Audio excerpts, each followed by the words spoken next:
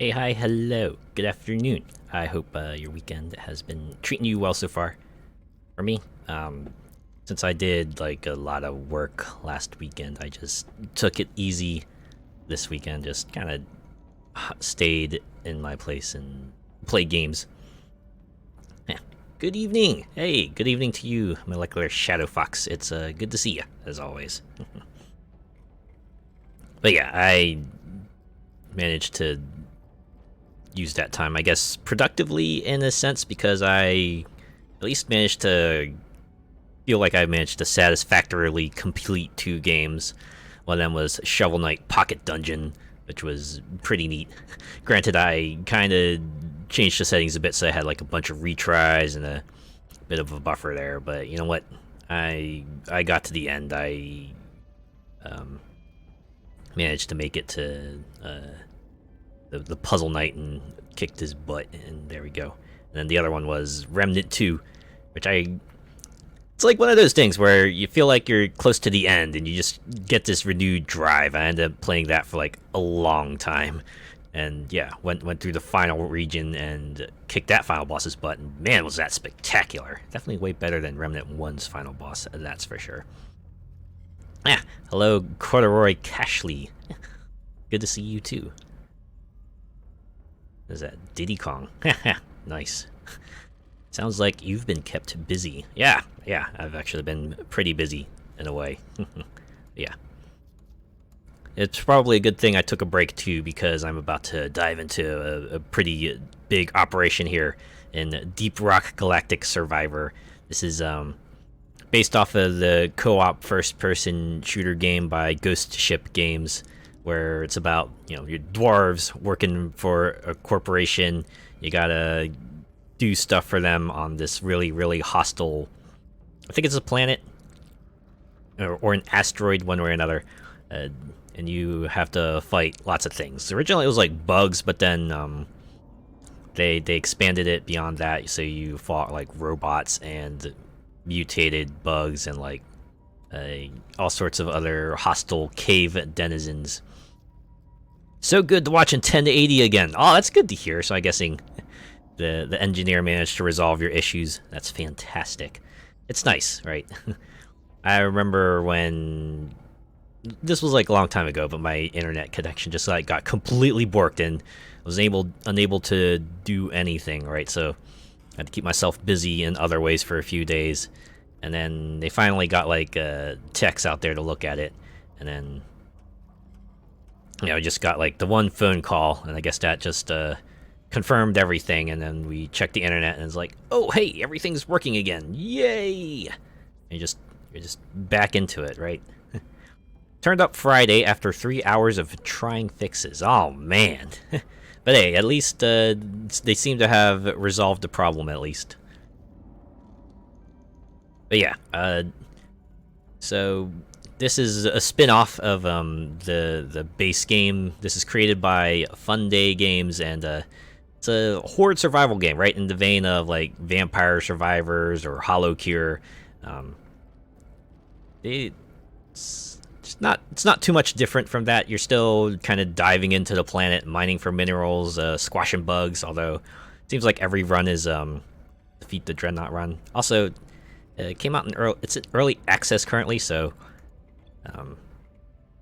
it's just got a few things to it. But why don't we take a look, shall we? Just in time for my Horizon Marathon live stream participation yesterday. Ooh, all right. It's good when your plans don't have to get disrupted because of things, right? It's nice when you're able to proceed as scheduled. So as you can see here, they have 3 regions. Let's start from the start. Breathtaking, isn't it? And like any good horde survival game, you got like multiple difficulty levels. Interestingly enough, they don't really kind of denote the difference, but you can imagine it's probably like damage, quantity of bugs, and other things like that. For the sake of demonstration purposes, let's start at Hazard 1. And we'll go with the Scout. You can check out how it is. So yeah, like Deep Rock Galactic, you can choose between Scout, Gunner, Driller, and Engineer. Although you only start with the scout, and the others have to be like unlocked through play. And then each class has like 3 different mods or like kind of subclasses that give them different mechanics and different starting weapon. It's actually kind of cool, right? Some of them are pretty straightforward, like this one gives you extra move speed and hit points, and then this one gives you extra dodge and then the buff if you successfully dodge an enemy. Let's start with actually I like Sharpshooter because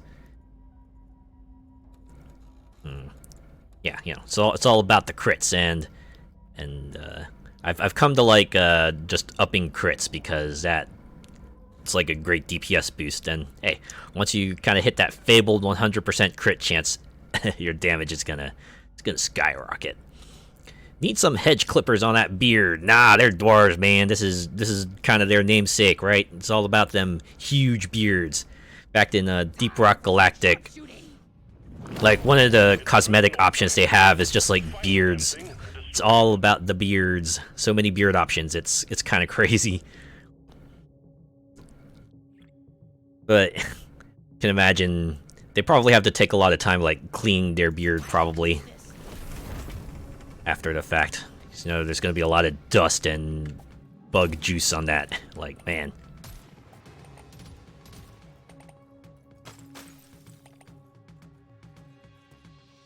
As you can see here, like a good horde survival, you're doing this from a top-down perspective. So I guess in this case it's a bit more isometric. But things you like about Deep Rock Galactic are here. You got mining for minerals. You got shooting bugs. I guess the difference here is that since you're only a one dwarf operation, you'll eventually gain access to like 4 weapons. You start with a 1, and at like certain levels, you'll be able to pick another one to kind of add to your arsenal. Don't worry too much about how a single dwarf is able to wield 4 weapons at once. Just roll with it. Although the fact that you have 4 weapons does make me wonder if that perhaps co-op is. Yep, here we can see here, level 5. So we get our first pick of a weapon. So there's a lot of weapons to pick from, and they'll give you a selection of 3. Let's go with go with this because I can show another thing off about this game with that. Cuz logic, right? Alright, so when you level up, you get the way they do upgrades is interesting, right? You have the universal upgrades where you know, might be stat boost or an upgrade to all weapons, but you also have like weapon specific upgrades that will increase their level. And the first time you get a weapon, you have to get it up to 12, and you can see here it says unlocks powerful overclocks. You can think of those like weapon mods, but once you get that, we'll see if I can perhaps get one of the other weapons high enough to do the overclocks thing. It's a bit of a double unlock system. Swarm detected. Get ready. They'll be with you shortly. So you also have a drop pod, right? A drop pod will appear on each level, and you gotta clear space for it, which usually means mining out the rocks, clearing out the debris, and you just like hang around the spot, wait for the thing to drop. And like good old Deep Rock Galactic, any bug caught under the drop pod gets squashed. It's my favorite boss killing tactic in Deep Rock Galactic. When like one of the dreadnoughts shows up, I'll call in the drop pod and try to keep the dreadnought like on top of it, and then you just see the pod drop down, the boss meter, life meter just disappears like that, and like, yeah! Okay, so this is what I mean by the overclock. So once you hit 12 the first time, you unlock overclocks, and you'll get like a new level track, and you can see like their big pips alongside the smaller pips. So as you pick weapon upgrades for that specific weapon, it'll increase in level. And once you hit like certain level thresholds, you'll be able to pick an overclock. I might go with that. Just level up that weapon real quick, like.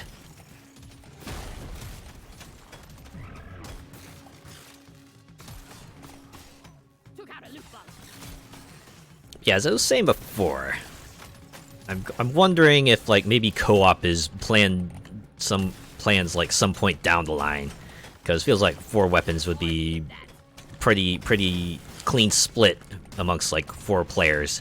You could have it like the original Deep Rock Galactic game. Okay, so now we're at level 6, so like every 6 levels, 6, 12, 18, you'll be able to pick an overclock. It's like a weapon mod that'll give a substantial change to a weapon or maybe a substantial stat boost.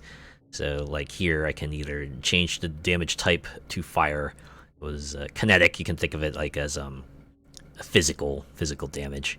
Or we can increase its mag size in exchange for decreasing the reload speed. See, I'm running electric weapons, so I think I might just go with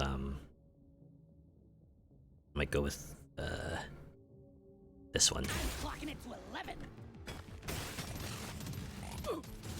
Yeah, I think I was talking about this one with one of my other friends, and he was kind of surprised that this game didn't have co-op, because it definitely looks like the kind of game that would fit pretty well.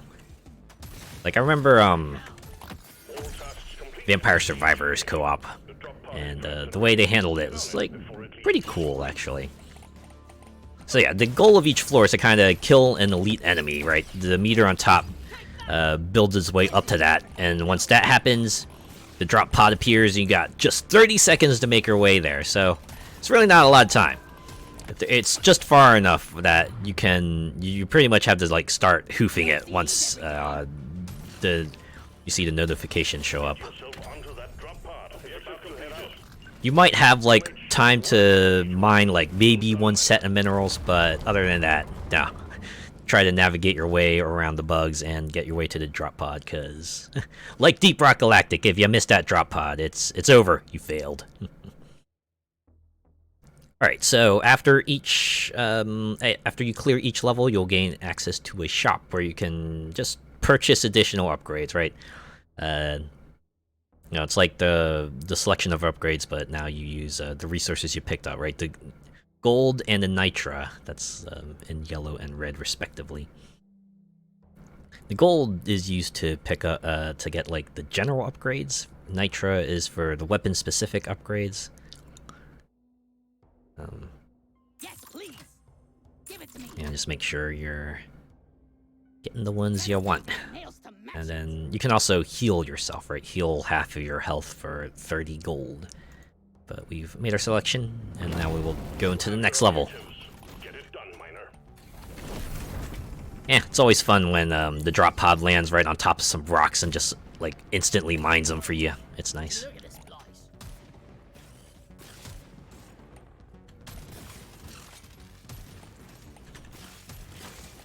So another thing I have not mentioned yet is that each level also has an optional objective for you to go for. Usually it's just like collecting a number of a certain object, and if you manage to accomplish it, you usually get a good gold and experience bonus, so usually worth your time to seek them out.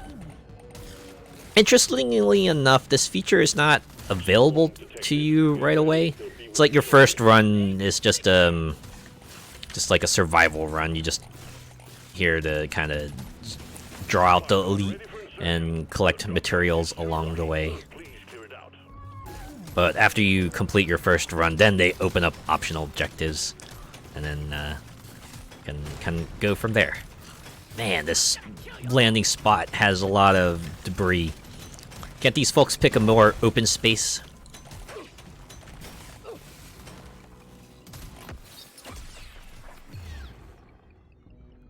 Oh man, this is gonna be so good.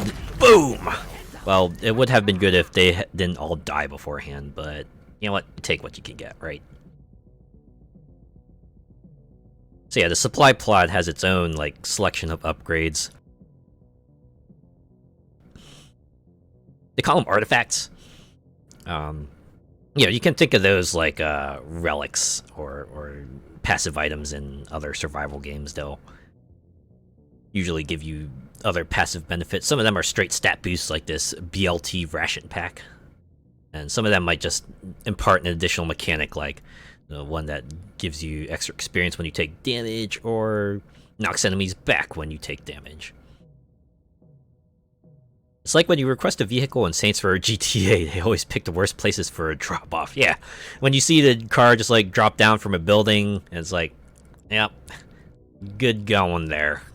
Nice. Anyways, I'll take BLTs, because BLTs are awesome. I always like getting BLTs. I might actually go with Arctech Cryo Guard, just so I can like get overclocks for that weapon. So there are ways to heal yourself around the stage too. Like Deep Rock Galactic, there's red sugar deposits, and you can mine those and get a little bit of your health back. It's like a first aid kit, just like hidden within the rock. It's nice. Scanner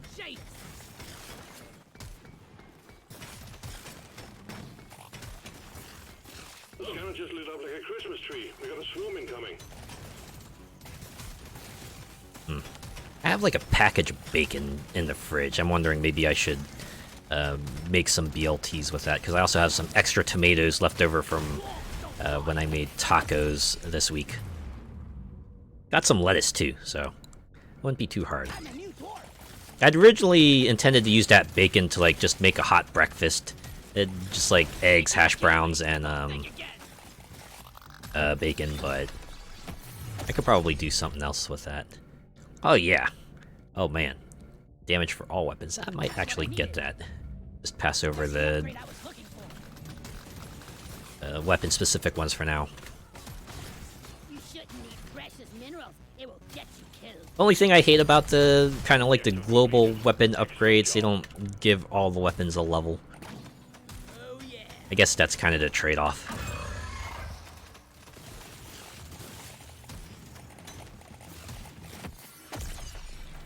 Ooh, nice. Toasted bacon sandwiches with some ketchup on. Ketchup.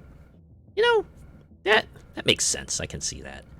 Personally, I like my BLTs with a little mayonnaise, but yeah, there's probably plenty of spreads you could probably put on a BLT, and it's all valid. It's all about how you enjoy it. So I guess if you like put ketchup on like a bacon sandwich, you could probably skip the tomato because you kind of already have the tomato, right?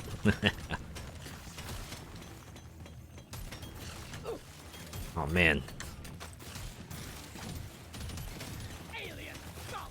Objective completed, Miner. Get to the drop pod before it heads back to orbit. So again, the drop pod has appeared, and a very short amount of time.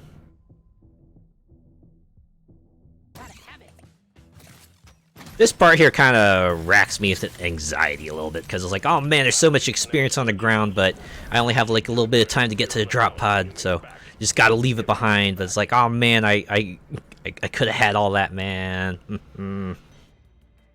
Ah well. As the saying goes, no use crying over spilled experience, or something like that, right? I'm gonna go with this. I might actually go for XP boost, mining speed, sure. And why not reload? It's an English institution right there. Bacon and ketchup. I guess it's like the same way I see bacon and eggs. Or, sorry, not bacon and eggs. Eggs and ketchup. That's what I was going to say. Eggs and ketchup is like a popular, fairly popular thing in the US. You have your objectives. Get it done, Miner.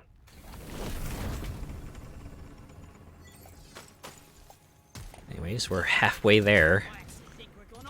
Might be living on a prayer.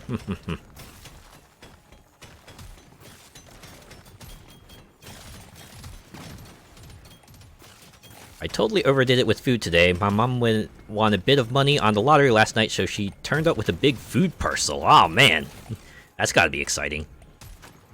And it's always nice when you get like a food from friends and family, because it's like, yes, that's a few days I don't have to think about preparing food on my own. I just, you know, I got it right here. I got my meals planned. The only decision I have to make is what order do I eat everything in.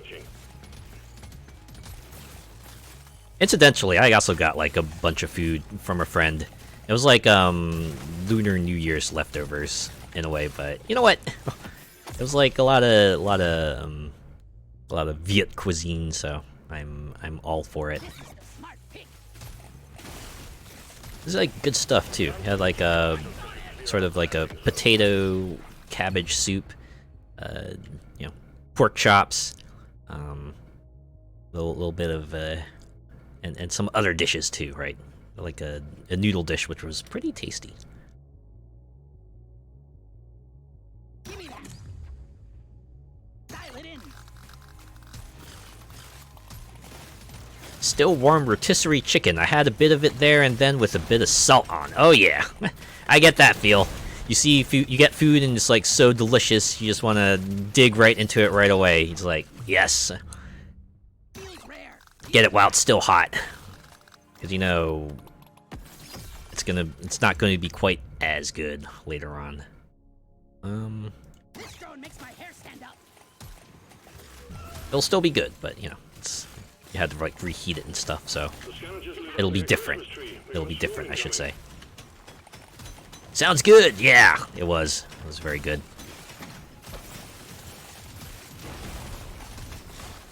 I die a little inside every time. Oh man. Okay, here we go. I was wondering when I would get the trigger for the drop pod. Oh man. Legendary. Bingo. Push. And like most games with rarities, this game uses World of Warcraft colors to kind of denote rarities. Right? Gray for common, green for uncommon, red for rare, purple for epic, and well, I guess it's not orange, it's red for legendary, but they even use like the same terms and everything. I rarely go for this one.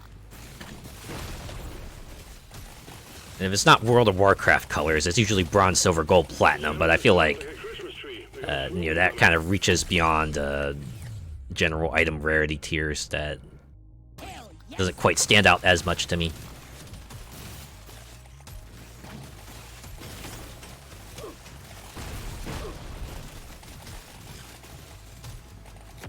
But yeah, there's also like swarms you have to contend with. Much like in regular Deep Rock Galactic. Just the upgrade I was looking for. So now we can pick between fire damage or knockback.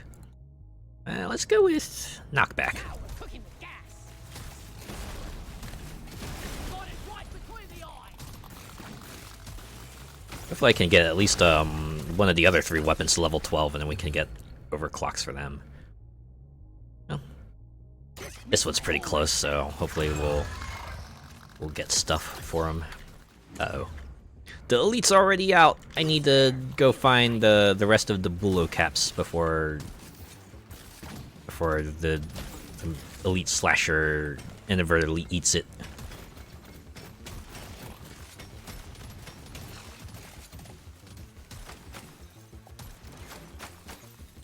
Okay, looks like there's one up. One up. I remember when one up was kind of like a common way to denote extra lives on the field.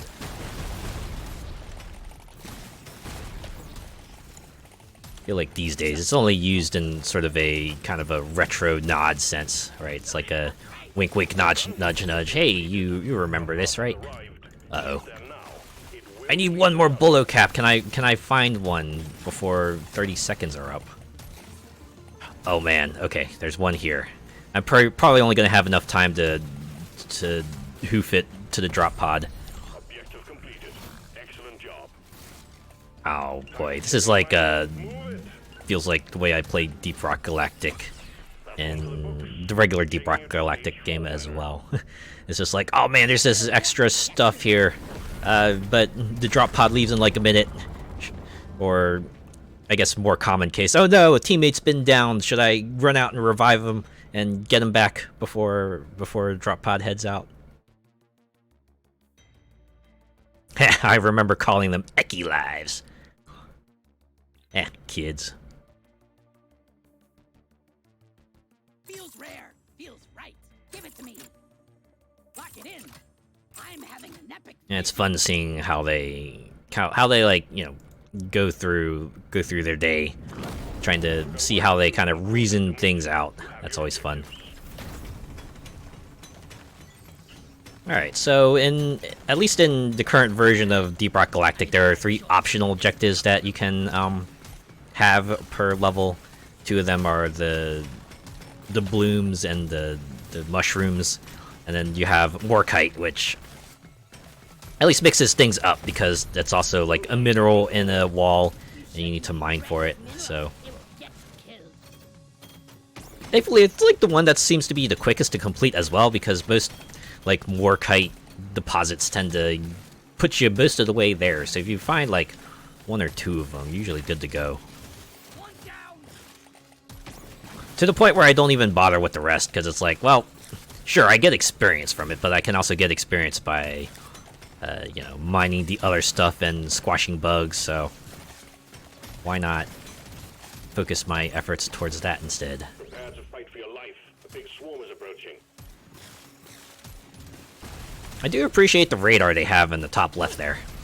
Gives you an idea of what's been uncovered and what you can go for.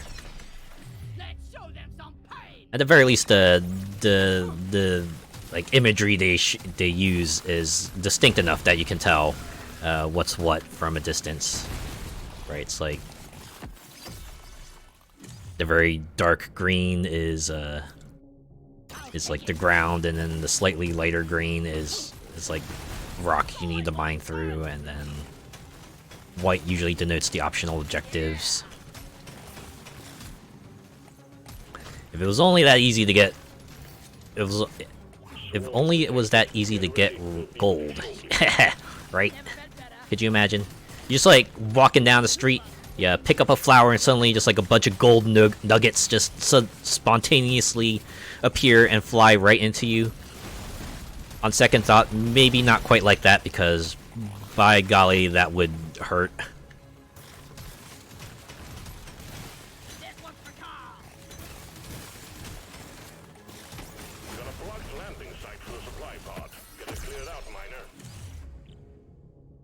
Oh yeah, this is the other thing that's currently in the magnet power-up. It works like magnets in other games, right? You get close up enough to it, and all the experience in the level gets magnetized towards you. It's nice. Right, we just like level up a lot very quickly. It kind of helps ease the nature of missing out on all that experience on the ground.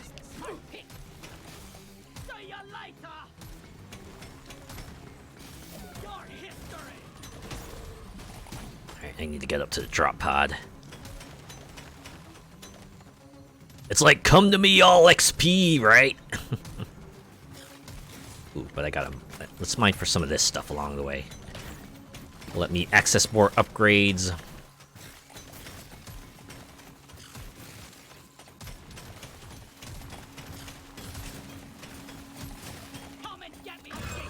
Uh-oh, Praetorian's out. Okay. Hopefully I won't kill him before I clear out this drop pod zone.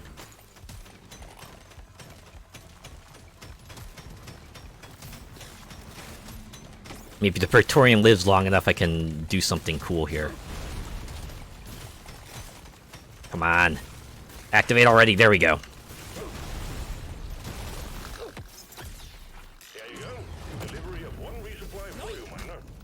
Boom! Haha! My favorite thing to do in Deep Rock Galactic. Squash the boss.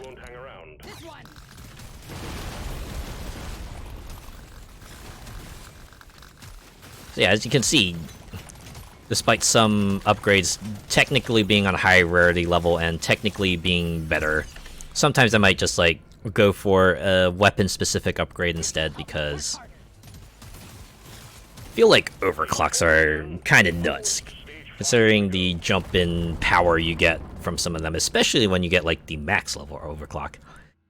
Almost feels like kind of want to go for that when you can. So you can also choose to re-roll which essentially just restocks the shop with new upgrades, so you can pick from some more. So if you really wanted to, you could just like re-roll repeatedly until you exhaust your supply of resources, which is nice. Calling to me. So yeah, once a weapon hits level 18, you get your pick of unstable overclocks, which are much more substantial changes to a weapon. So like, for example, the Thick Boy combines all your projectiles into one Thick Boy, greatly increasing damage while reducing reload speed. So now it's like a big one-shot rifle. You just imagine like a singular bullet that will deal massive damage, or we can choose Sawn-Off, which kind of turns this weapon to like a shotgun. More bullets, less range, but I like this one because it's a lot of damage, and everyone likes a lot of damage, right? This will help me work harder. Excuse me. This makes my whole life better. Only one way to rouse So each run currently consists of like 5 levels. First 4 levels are pretty similar, but then the last one is like it's like a boss level, so it's slightly different. Where instead of surviving for as long as you can, the goal is kind of like hunt down 3 eggs. They're like mini boss eggs, and you can kind of force the elite bugs out and then squash them. And then once you fill up the meter, then the dreadnought appears, and you gotta fight that. Or you could also draw the dreadnought out early by also just like shooting at the egg like you would these small ones. So yeah, you can see here, egg life goes down, elite spawns, and now you just run from it like a regular elite. But this one just gets vaporized. I think it also works on like an automatic track, so if you don't destroy any eggs at a certain point, then the next elite will just automatically hatch from the egg, and you'll have to face them. So basically, you can choose to either, face it later, or face it at the scheduled point, or just like face it immediately and give yourself a little extra time to just wander the stage and gather up resources before the big fight.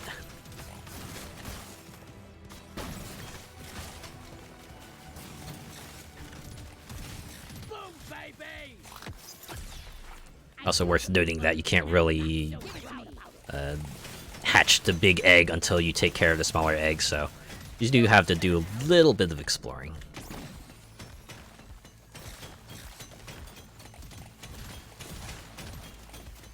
So normally I wouldn't go for these resources in the final stage, because it's like, well, what am I going to use them on? But since I have the one artifact that boosts my crit rate based on how much nitra I have, that's why I go for it. ready for insertion. The drop point And then gold is just useful no matter what, even on the final stage, because you can use gold to re-roll your upgrade choices. So, and I think there's also an artifact that boosts the amount of damage you deal based on how much gold you have, so no matter what, mining for gold can be worth it. But there's also the matter of just like opening some paths, right? Just have yourself a little escape route, because the dread routes are pretty durable. So you want to have your kind of a way to just like move around the stage without having to get hung up on a corner or a place that you need to mine on or something like that. Suck on this, you freak of nature. Alright, that's all 3 of the elites defeated. Now we just This is the smart pick. just bide our time, maybe get some more resources, open up a few more pads, give ourselves a little bit of breathing room. Stock up on the important stuff. Yes, exactly. Maybe just pick up any minerals we might have missed. Yeah, in addition to gold, nitra, borkite, and red sugar, there's also various other minerals you can pick up. These will be used towards like a permanent upgrades menu, which I'll show after this run. Oh yeah, I forgot about the drop pod. Okay, I should probably take care of this. Just mine this out and grab the artifact within.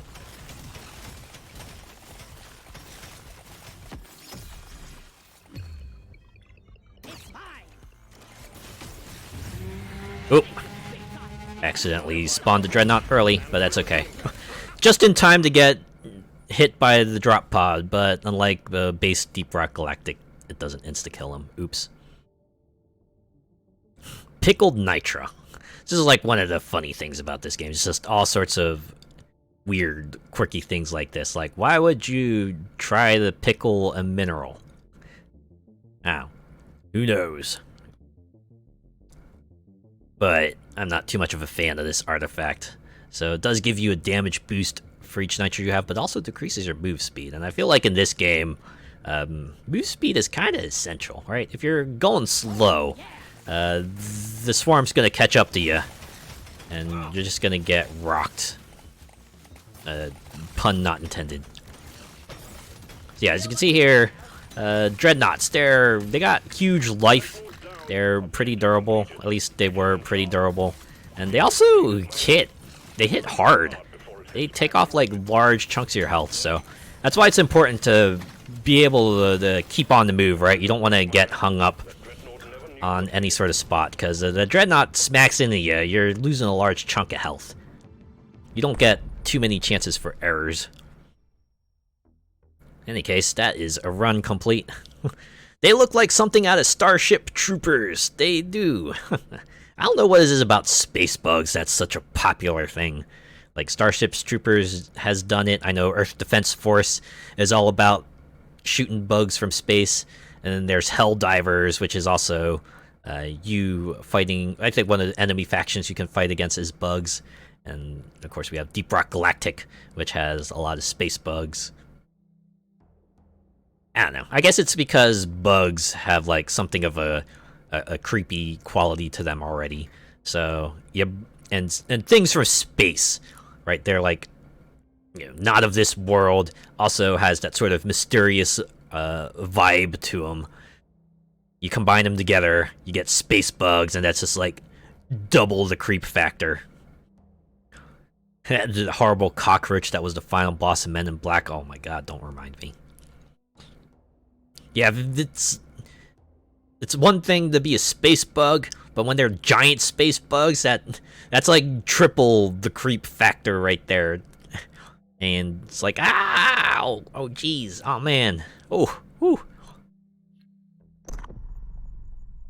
So, yeah.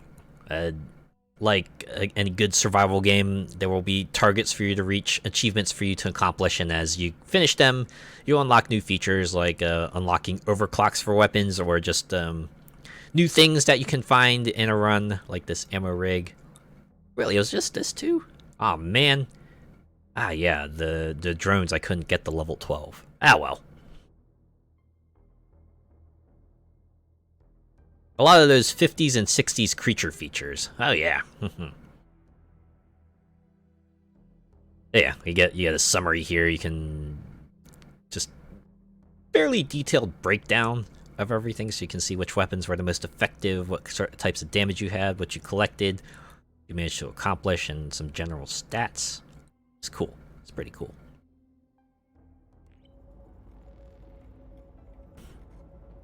All right. So again, like any good horde survival, you got stuff you can spend into permanent upgrades, although unlike some others, where they might have like the singular resource, this one also requires you to use minerals for some of them. Like each column requires like a different sort of resource. So you got like the 6 up there, and 2 upgrades each will have that sort of secondary mineral you need to upgrade it. But yeah, they cover all the bases here. You have reload.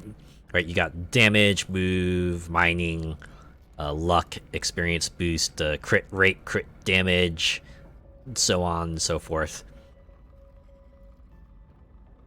Let's see, let's do experience boost and I guess crit damage. And the nice thing is that if you find yourself maybe just short a mineral here and there, you can choose to buy minerals to kind of get yourself up to that point, or sell off any excess that you might not need anymore. But given the way costs ramp up, I feel like this might not be used for a long time. As you can see, I'm at the point where I need like 5,000 credits and 50 of a particular mineral to upgrade some of these stats here. So I wouldn't be surprised if this ramps up to like 200 even. Like this little bit, last bit here will require like 20,000 credits and 200 minerals or something like that. So anyways, that's upgrades. Let's do another dive. We'll go to Magma Core this time. And you know what? Let's try Hazard 2 for kicks. Yeah, that'll keep you busy playing through to get stuff. It's a carrot on a stick. It works well enough, right?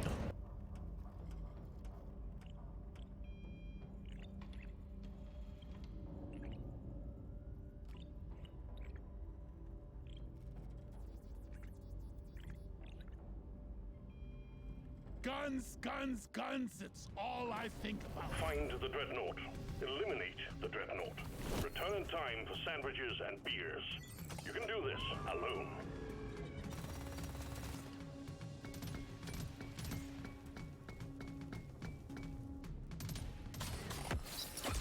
I die a little inside every time I have a gorgeous gun for a gorgeous dwarf.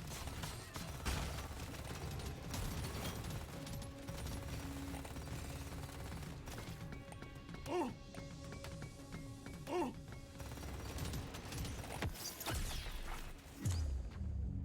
I've been dreaming of something like this.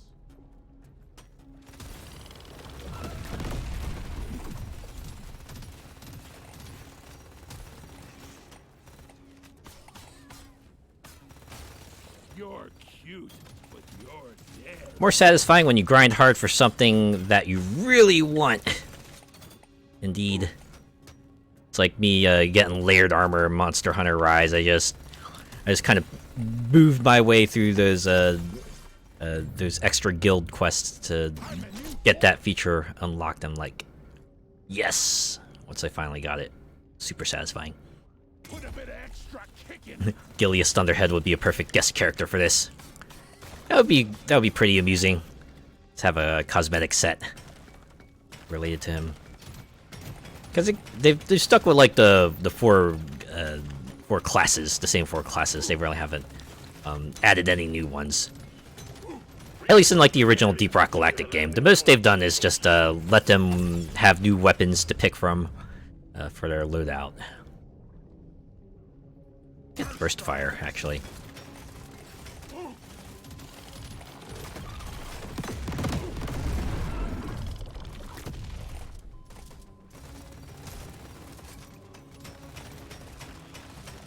I've certainly seen wilder crossovers happening. So if you know, if a golden axe like cosmetic pack were to show up for this game, that'd be pretty rad.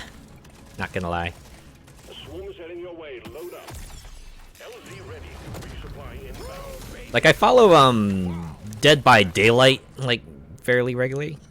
Okay, 50% fire rate. Ooh, 15% move speed. But I also like Squint EE5. All that's a damage penalty, but you get so much extra crit chance and crit damage.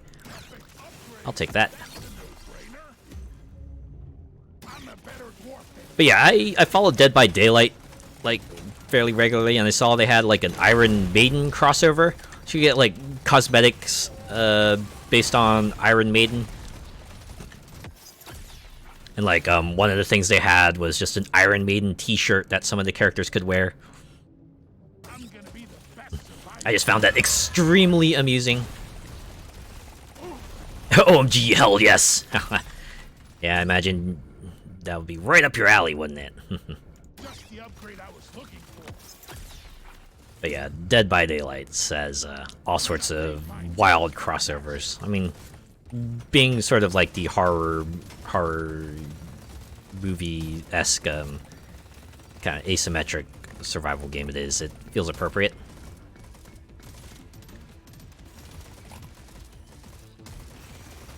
Alright, I need... Hopefully they won't kill this elite quickly, because I need one more mushroom. There we go. Boom! Mushroom. Objective completed. Excellent job. Only band I know that has their own mobile game. What? Really? Ha! That's kind of fun. That's pretty funny, actually. I'm a better dwarf than yesterday.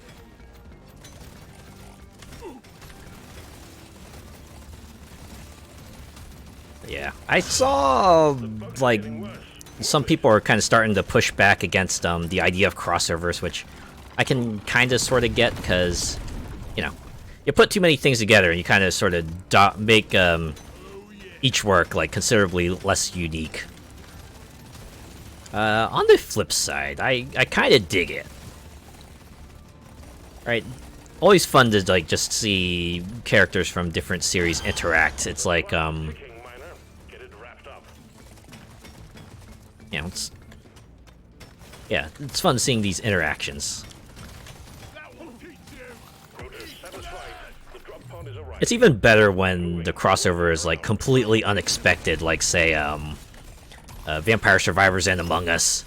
Like those are two games you would not expect to kind of crossover, but they did it and they made it work. Legacy of the Beast RPG, it's called, turn-based like Final Fantasy. Oh!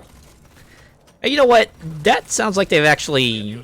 They're making, like, you know, a substantial, unique product, at least, right? It's not just Iron Maiden, the video games. It's just a video game that features Iron Maiden, so...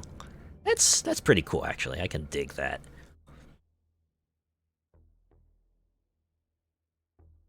I can't get enough of this rare stuff. That being said, I can understand that like having too many crossovers might be detrimental. Like say Fortnite. This Like walk is gonna be the death of us. for the most part, I'm like fine with it.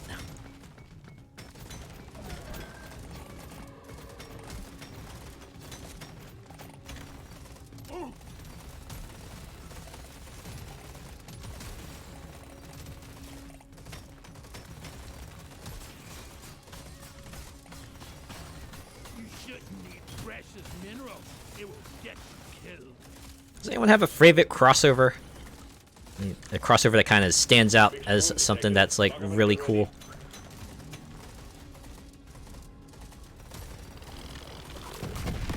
I think one of my more favorite ones was when virtual fighter characters, they guest starred in Dead or Alive 5. Right, you could play as Akira, Sarah.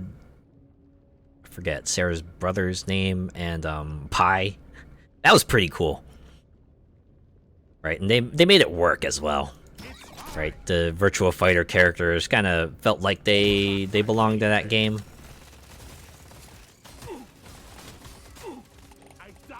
They had some other interesting ones, like I think was it Mai from King of Fighters, also Kula Diamond, I think showed up in Dead or Alive 6. Right, all the characters that makes sense.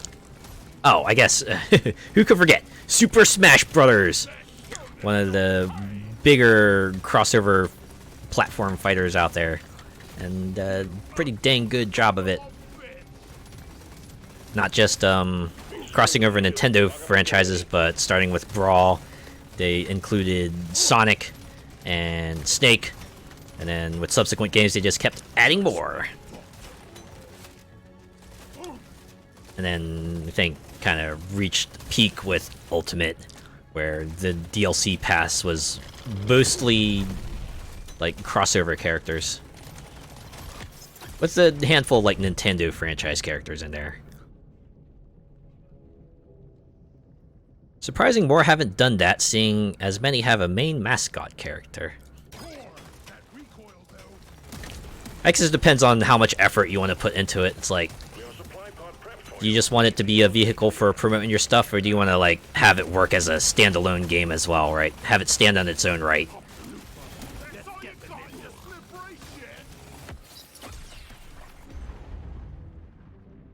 I can't get enough of this rare stuff.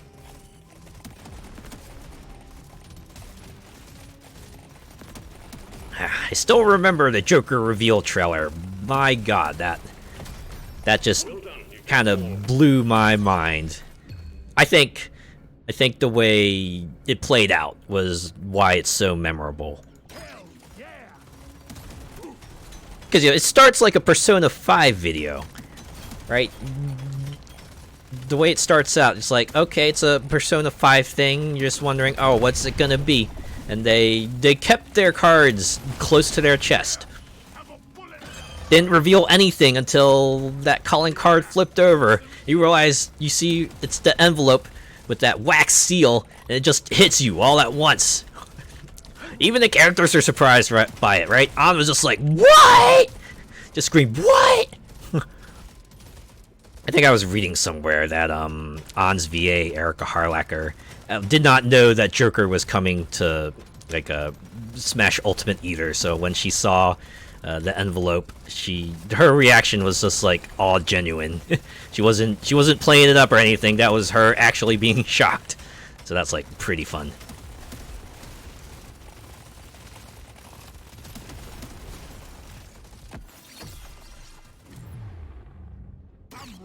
Well, you can never go wrong with the various... Oh, Street Fighter versus X-Men, the various guests in Soul Calibur. Yeah, Mortal Kombat with Jason, Rambo, Freddy Krueger, etc. Street Fighter Alpha had 2 Darkstalkers characters in... Oh man, I gotta make it to the drop pod. I didn't even realize the Elite was out. Whoops.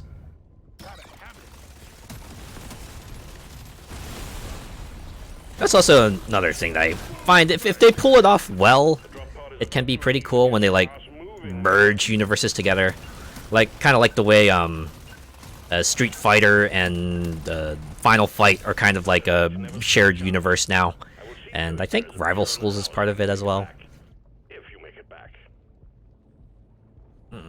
Go for that. But yeah, fighting games, I guess, is pretty good spot to have crossovers, because you've got at least like the one thing kind of that you're already going to cover, right? Like, who would win in a fight, X or Y? Well, you can just settle it in the game now. So also, oh, I don't know where I want to go with this, but you know, it's just fun being able to control a character and just like, you know, have them fight the other universe. I guess I would add to that Injustice and Injustice 2 to like a bigger extent. I really like the way Injustice 2 kind of had their guest characters, right? They had Sub-Zero, Raiden, and Hellboy and Teenage Mutant Ninja Turtles. I think the best part about that is like they all felt like they fit, right? Even though Hellboy and you know, TMNT are very stylistically different, the way they modeled those two characters, they didn't feel out of place. And I know DC is no stranger to non-standard character designs. They have Gorilla Grodd and Swamp Thing, for goodness sake, but still, they made them work, and I can dig that. Super Bomberman R had Raiden from Metal Gear Solid. That Bomberman had some good guest characters. Ooh, yeah. If I remember correctly, they had like version exclusive outfits too, if I remember correctly, right? The PlayStation version let you like get Ratchet and Clank outfits, and I think the other versions also had their unique outfits as well. Don't mind if I do. Alright, guess we'll just continue from here. Your mission is clear. Get to it. Yeah, I guess Bomberman would be that one that's pretty easy to do as well. This is all you have to... Since everyone kind of functions the same, all you need to do is just kind of put out the outfit and boom.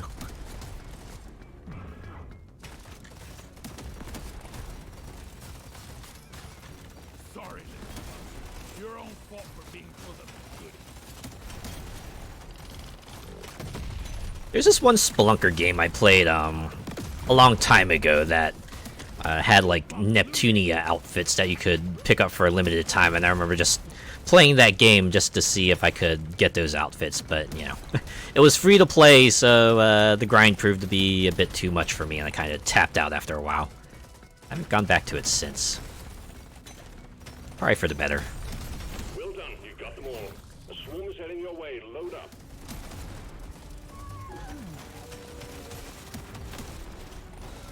I notice a bunch of gacha games tend to have like crossovers as well, which I guess works out. Kind of helps as like a promotion vehicle for the game itself usually. Like, man, I swear, seems like you can't go through like the video game landscape without tripping over a Persona 5 or a Nier Automata crossover somewhere. It's crazy how far those two have kind of reached out to other series. Oh yeah, Killer Instinct. They had yeah, Rash from Battletoads, Rom, and Arbiter from Halo, and those they all managed to fit too. So that's pretty cool.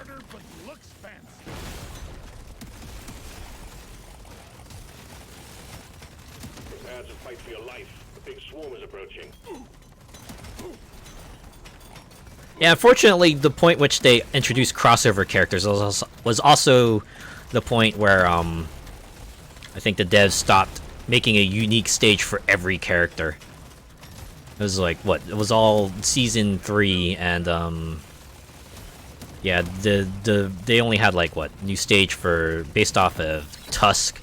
The other one with, oh, nuts, I forget what her name was, but, yeah, then they also had the Halo stage. I don't think they had, a Battletoads stage, unfortunately.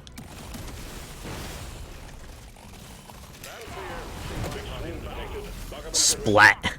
That will never get old, let me tell you.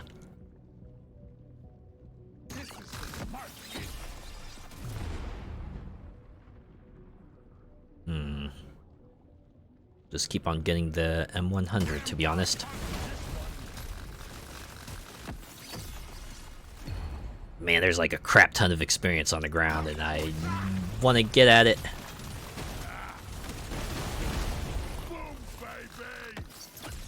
This is like one of my other strategies when I see like a swarm of bugs. Try to get closest to the ones that explode as possible. Hope they set off a chain reaction that will carve a path for me to kind of get through here.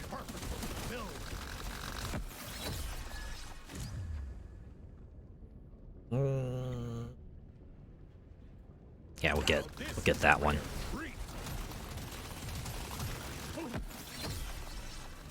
Okay, I think I got like boosted experience here.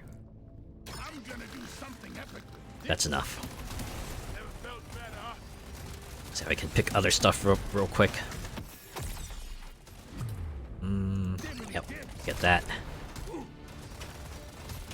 Oh man, Nitro. Hey Elite, could you like just hold off on dying for a little bit as I get this? Yeah, thanks. Cool.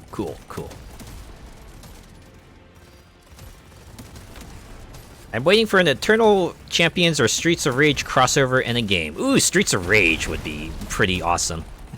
I always thought maybe if like a beat 'em up beat 'em up franchise kind of does another remake, right? If we see like a Final Fight remake or something like that, it'd be pretty cool if they had like Streets of Rage characters just like crossover. Seeing as Namco did Splatterhouse, Rick from those games would be a great guest in Tekken. Oh, heh, I could see that happening. Just like the Splatterhouse costume set. They've done that sort of reference before. Like I know, yeah, Tekken's definitely got crossover costumes before, as did Soul Calibur and I guess some Tales games. See, this is me being greedy right now. I'm like, oh man, let me get at this mineral real quick before I head into the drop pod. Granted, it's like really close to the drop pod, so that's the only reason I kind of got up close to it, but, well, yeah. Oh, yeah. Okay. Then, looks like I got room for one more. Well, let's get the paint job. I like this one, right? No stat upgrades, but it does give you multiple weapon levels, which can be handy if you need to just like fast track your way to an overclock. And the dwarves have unique comments to make if you do pick one of these, right? I always waste my money on cosmetics. Oh, is that a meta comment?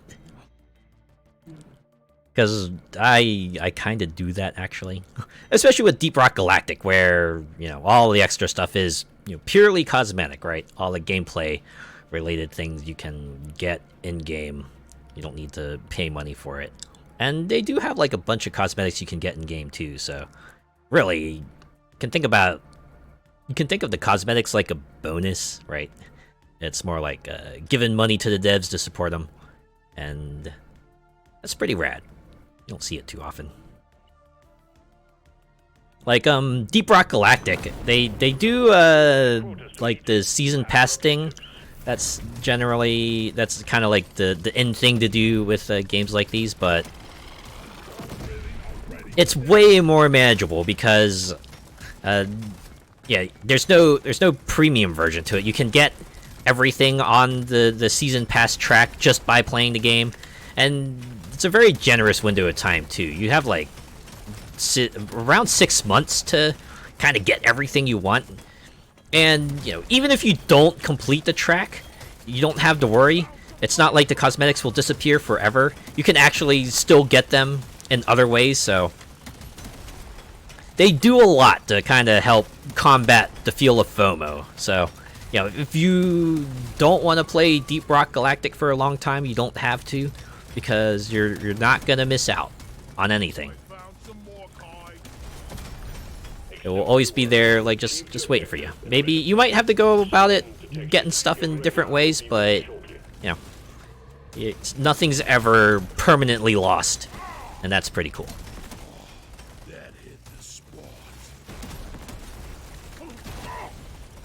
Imagine this is a different area, higher hazard levels, so things ramp up pretty quickly, right? You just get an entire wall of bugs just like coming down at you. A wave of bugs, I should say. It's kind of like Deep Rock Galactic like that, right? You stick yourself at a spot and you see like tens, hundreds of bugs just all crawling towards you, and just, oh man, I hope I'm in a good enough spot to be able to hold them off. Oof. The swarm is heading your way. Load up.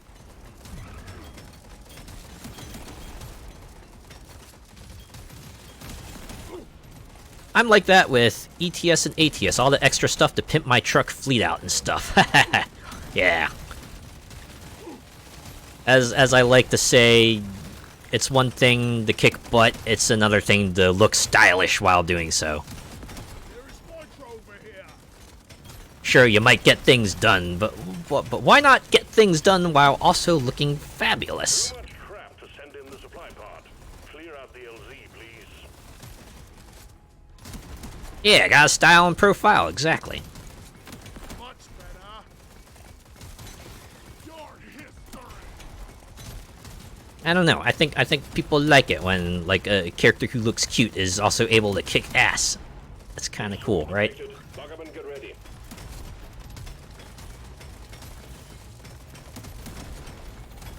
Oh man. This is like one of the other things you do in this game, and in Deep Rock Galactic as well, right? You see a swarm of bugs coming towards you, try to carve out a path through the rock, because you know that's where they're not going to reach you, but you just have to hope that you don't kind of exit out into a whole swarm of them. Okay.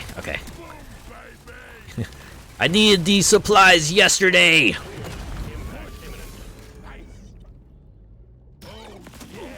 Thankfully, a squashing does mean you do get like the area cleared out briefly. You just have to kind of jump in there, get your thing, and then just get out. Just get out.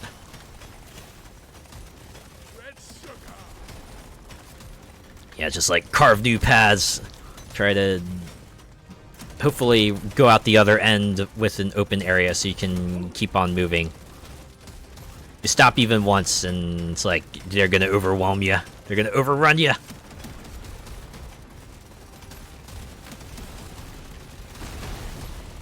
As I like to say, can't stop, just go!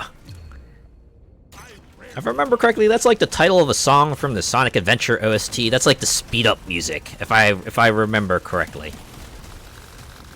I think that's like the reason why I say that, because it's the title of a Sonic Adventure song. Let's go with knockback.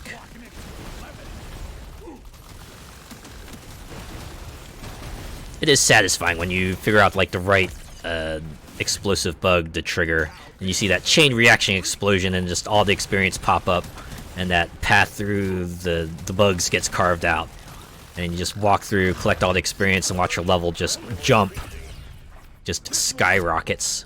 Overclock, my favorite type of clock. It's true. Overclock is my favorite type of clock. Actually, I like alarm clocks. Alarm clocks are nice too. This one's so mean. They make sure that you don't like oversleep, and I always find that handy. Especially since my job tends to have a very specific time they want people to kind of start their day, so gotta make sure I'm online and signed in before that particular time.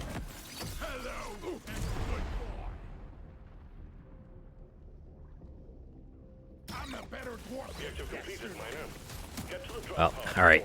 Too many bugs there, I can't get that experience. I'm just gonna leave it behind. Let it go. Let it go. Can't hold on anymore. Oh, but this experience though. Alright, taking a detour. You know, let's squash some loot bugs while we're at it. Ah, I don't think I mentioned loot bugs yet, but you know, they're like loot bugs in a regular DRG. You run up to them, you squash them, you get a little bit of golden nitra. Dwarf expresses his regret that he has to go squash the loot bug, and I guess unlike a regular DRG where you can shoot them if you want, now you gotta come up to them and actually mine them if you want the stuff contained within. Carving paths reminds me so much of using that fusion rocket launcher in Red Faction to make a way through. Oh yeah! Just deform the terrain, blow holes open in it so you get that little tunnel. Story of my life right there. I want it! Right, I don't want it. I don't want it. I don't want it. I want it! Digital or analog? I have a digital alarm clock. So the alarm's like that really, really loud beeping. Just beep, beep, beep. That gets someone right up. I also make sure to have the alarm clock across the room, so I have to get up and turn it off. So, yeah. It's another layer of protection, just to make sure I don't, like, you know, just swing my arm out, smack the alarm clock, and then accidentally go back to sleep. And then actually be late to the stuff I need to do. Yup, no hitting that snooze button and turning over again. It's like, nope. Turn off the alarm and then start. Right, just get started. It'll do. Now this is a rare treat. Reroll. Ooh, crit damage boost. Yeah, I'll get that. And mining speed. Feels right. And that. Why not? And I guess that can't get this. You can get upgrades you know, after you kind of max out the overclock/overclock unlock track. That'll increase in level. You won't get additional overclocks, but you can at least continue powering up your weapons, so that's nice. And we'll do one more reroll, see if we can spend some more gold here. I can use this. Get that. Oh, should have gotten the other one. Only have enough for a red one nitra upgrade, so guess we'll go damage. It's a little extra special. Need one that has an alarm that goes, "Get up, boy! Get up, boy!" You know, I also set up like alarms on my phone. I think I could probably use like custom sounds for that. Yeah, I'll do it there. Oh wow! I'm on the elite stage already. All right, cool. Look at me! I got like so much mining speed. I'm just cutting through this rock, almost like butter, almost.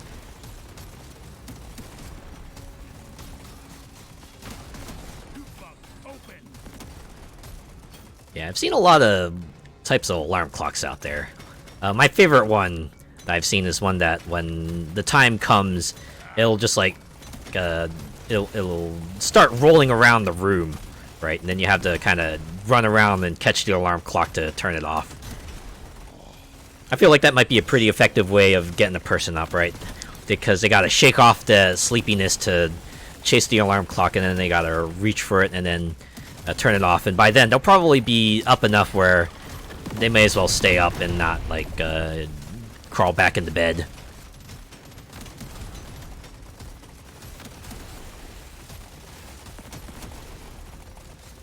I had an old Pokemon watch that had alarm function on it as well, and I thought the alarm was pretty amusing because when the alarm time hit, you would hear Ash Ketchum just start saying, "It's time to wake up! Wake up! It's time to wake up! Wake up!" I always thought that was probably a pretty fun way of waking up, right? Your favorite character telling you it's time to wake up.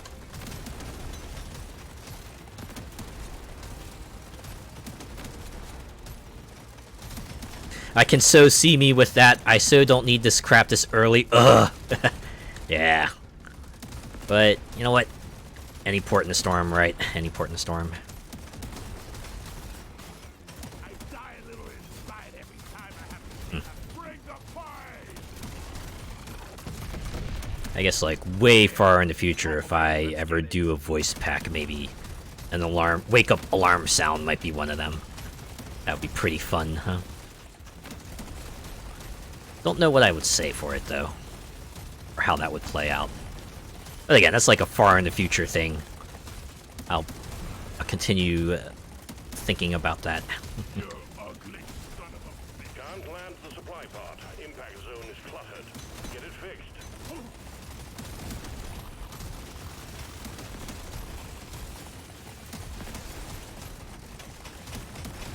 One down. There we go. Okay, let's get this drop pod real quick. It's one of the hazards of the magma caverns. You have the lava spots, which will cause a small damage over time as you walk over them. But on the flip side, it does affect the bugs, so it's not like they're immune to that, so I can at least appreciate that. I'm as much use as a chocolate teapot before I've had coffee and a smoke. I know a lot of people like that. They'll like barely be functioning until they get their first coffee, and suddenly, boom! It's like the switch has been flipped inside them. Get your Azure Gale alarm clock right now. Comes with 10 different phrases from your favorite wandering VTuber. It looks good. It's One day, one day. Everyone knows that. This is gonna change everything. Bring it back on. Okay, okay. Boom! One last artifact for the road. Oh yeah, we'll get the gold bullets. Why not? Boost our damage by 20% currently. I can dig that. That's the one.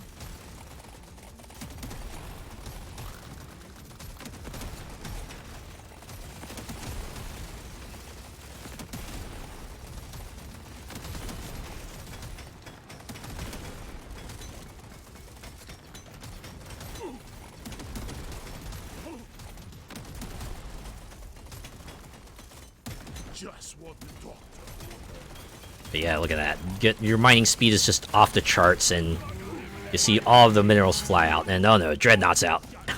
This is what I get for hanging too close to the Dreadnought egg. Uh-oh. Wow, I'm surprised that did not actually hurt me. As the saying goes, don't look a gift bug in the mouth. That's how it goes, right? Wee, not too shabby.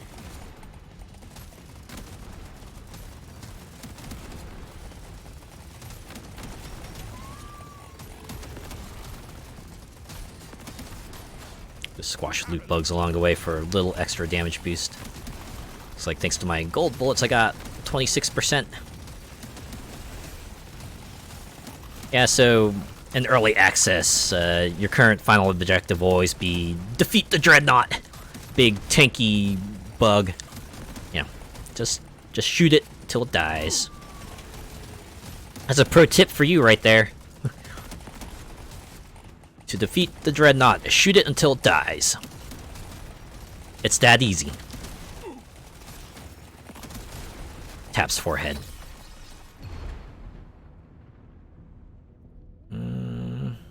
Doesn't really matter what I get at this point.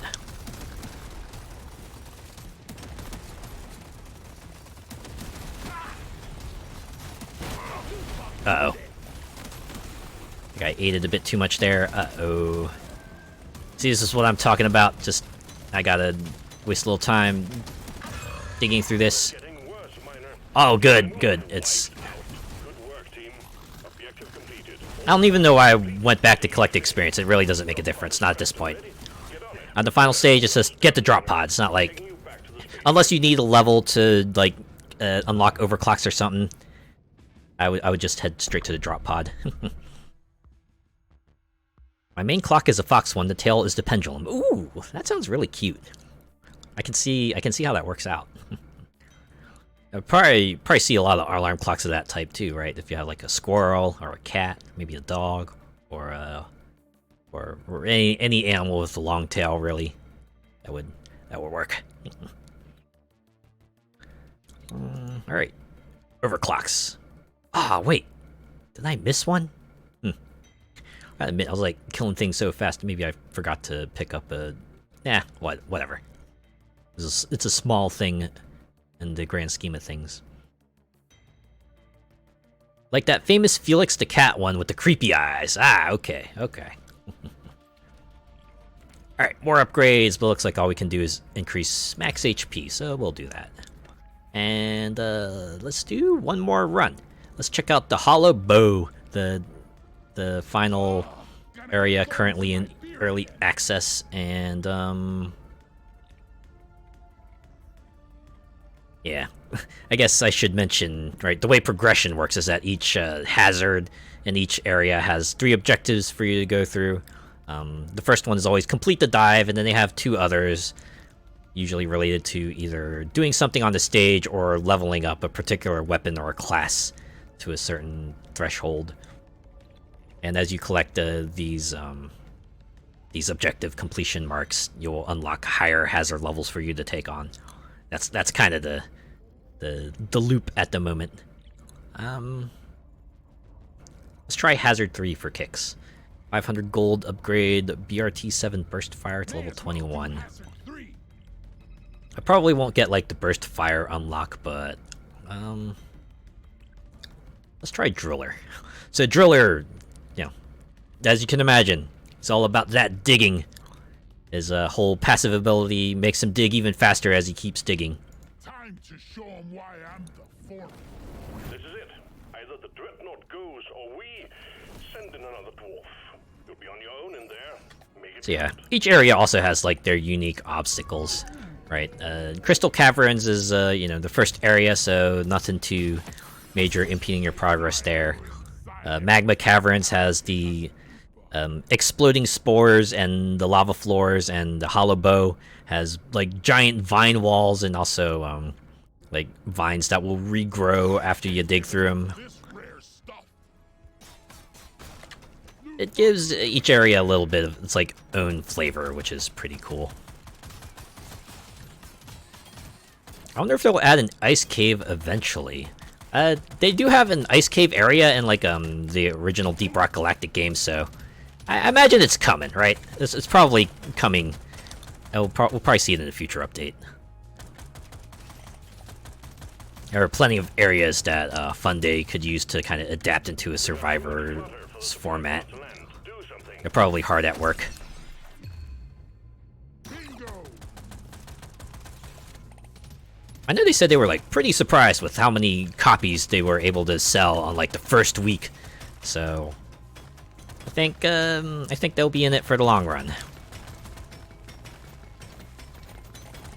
But yeah, one of the things I like about the driller is that he does dig really fast, so getting resources with him, absolutely no problem. I just need to do it when there isn't a swarm of bugs just like completely trying to get a bite out of me. Big swarm detected. Lock up and get ready. Ah, second weapon. Which one should I get? Let's go with the sludge pump. Shoots a beam of acid, which leaves corrosive puddles on the ground. Yes, a beam of acid. Sure, we'll go with that.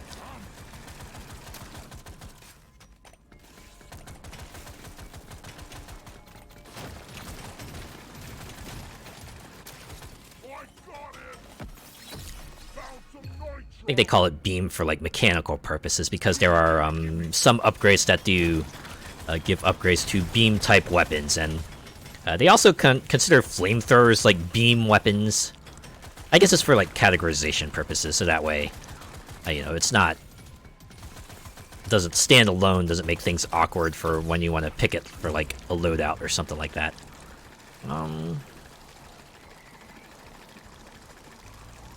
Guess we'll go with bigger cogs for extra damage. Oh yeah, Driller's dig speed also is useful for something like this when you got like a lot of rock you need to clear from the drop pod area.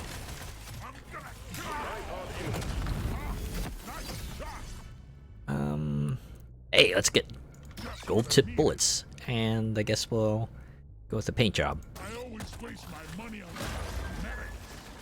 I was hoping they would say something else.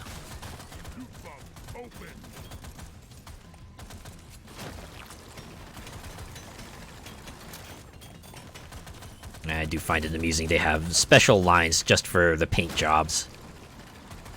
I just realized I don't have enough mushrooms either. I should go find some. Get some mushrooms. No badgers, no steaks, just mushrooms.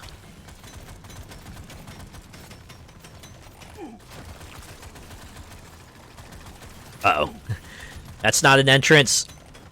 Aw, geez. Oh, man. Okay, this looks like an entrance. Can I go through here? Cool. Objective completed. Excellent job. Hopefully I haven't worked myself into a corner. Oh my god. 9 HP and a dream. Alright, no dilly-dallying, just go.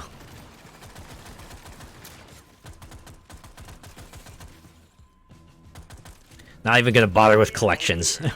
I get hit once, I'm gonna fall, and this run is as good as done.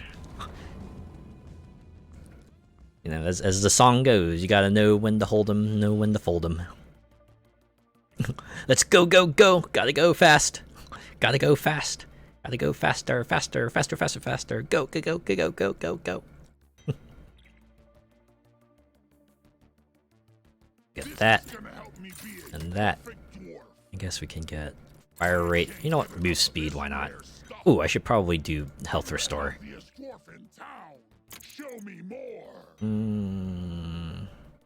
Alright. Yeah, get armor. And pickup radius. Just a little extra breathing room so I don't have to get as close to experience to pick it all up, right? It'll come in handy. At least I think it'll come in handy.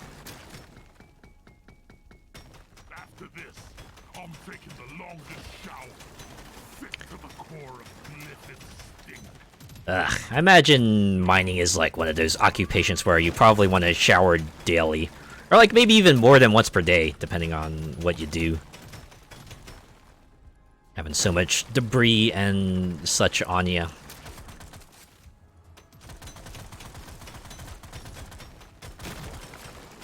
You know, especially so if you got like a really, really huge beard. Because imagine too much debris on your beard can't be good for it.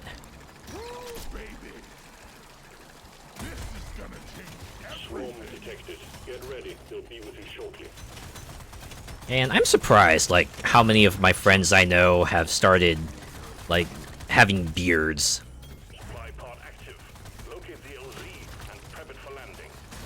I mean, hey, it looks pretty good on them, but still surprises me. Like, man, a lot of them like their beards.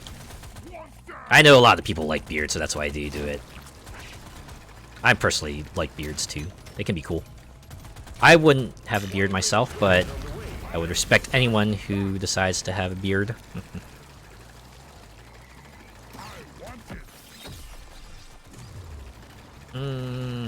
Damage. I remember when we had coal mines here, the ponies they used never saw daylight because they were underground all their lives. Aw, man! Kind of a bummer when you think about it.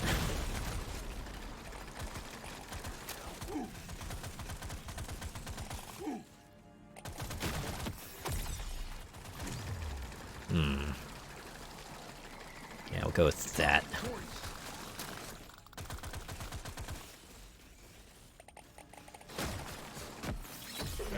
for your life. Big swarm is approaching. It will get you. It'll need it.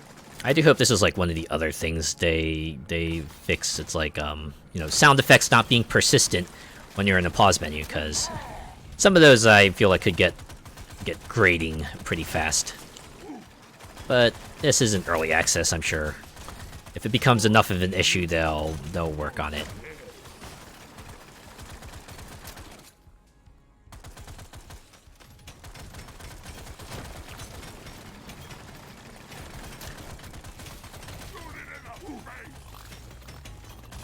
Where else would you shoot it, really?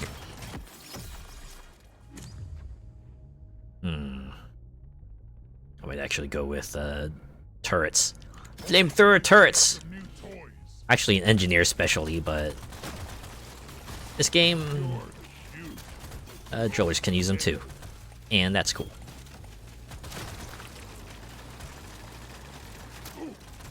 Yeah, I guess this is one of the things I like about Survivor. Can kind of, right, each class doesn't have their own specific loadout. There are some shared weapons, so can kind of mix and match depending on which class you pick. That's pretty cool. Oh man, we're already on the elite stage and I still have not collected any more kite. I should probably hunt some down before the slasher inadvertently eats it.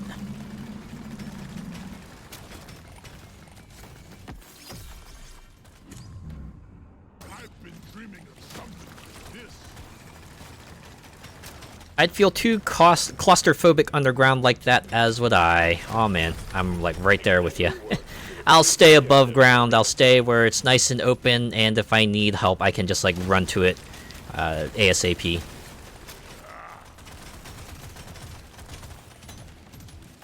Yeah, I feel like getting lost in a cave would be extremely harrowing.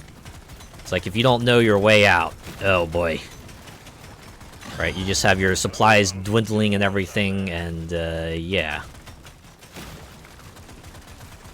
And, you know, the air of the cave might change too, so it's like many ways things can go pear-shaped. All sorts of ways. Even worse if it's a water-filled tunnel. Oh my god, yes. Oh my god, yes. If it's like a completely water-filled tunnel and it's just like, oh, now you have to hold your breath for a certain amount of time to get through this area. And if you don't, well, yeah, it's curtains, pretty much. Okay, maybe I should, like, try to take out the slasher now.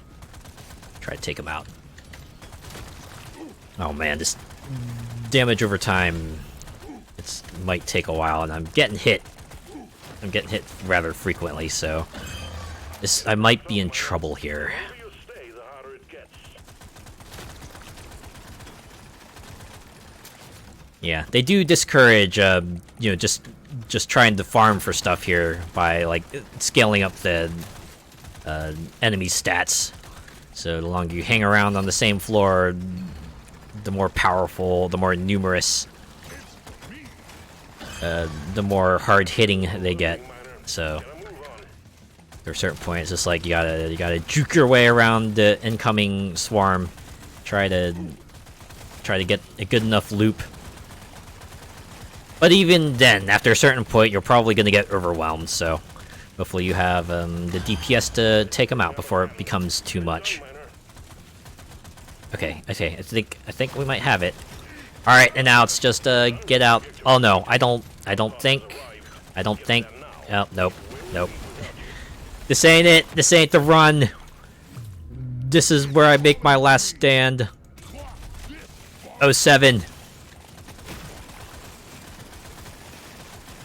Tell my spouse I love them very much.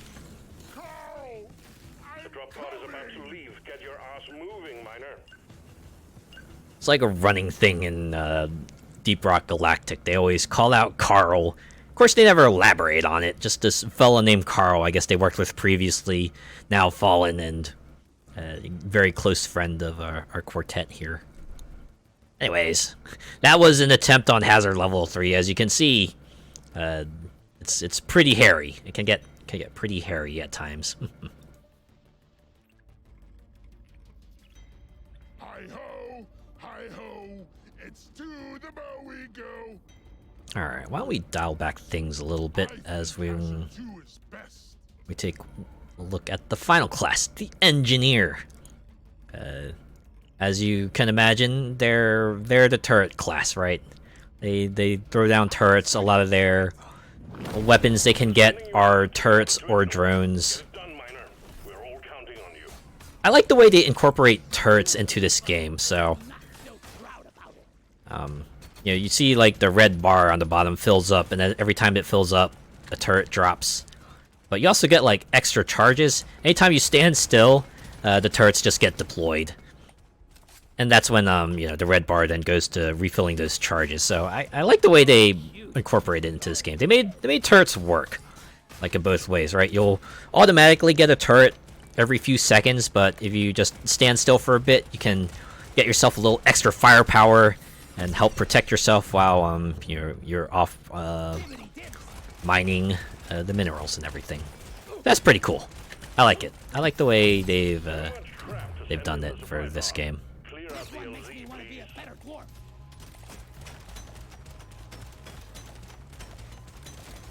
As much as I like Engineer classes in other games, I feel like Engineer might actually be my worst performing class in this game. I think it's maybe because this game kind of encourages you to be on the move, while Engineer's playstyle's a bit more encourages a little bit more of like the stick and move, right? You just park yourself at a spot for a little bit, move again, and then park yourself and move again. That being said, if you get like certain upgrades for weapons, the Engineer becomes a bit more viable, but that's contingent upon getting those upgrades.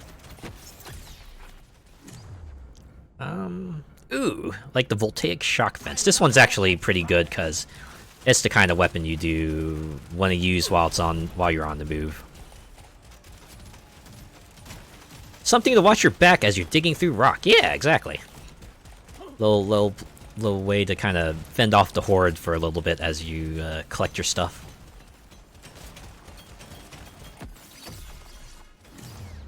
Feels like a brand new gun now. One of the other paint job lines you can get.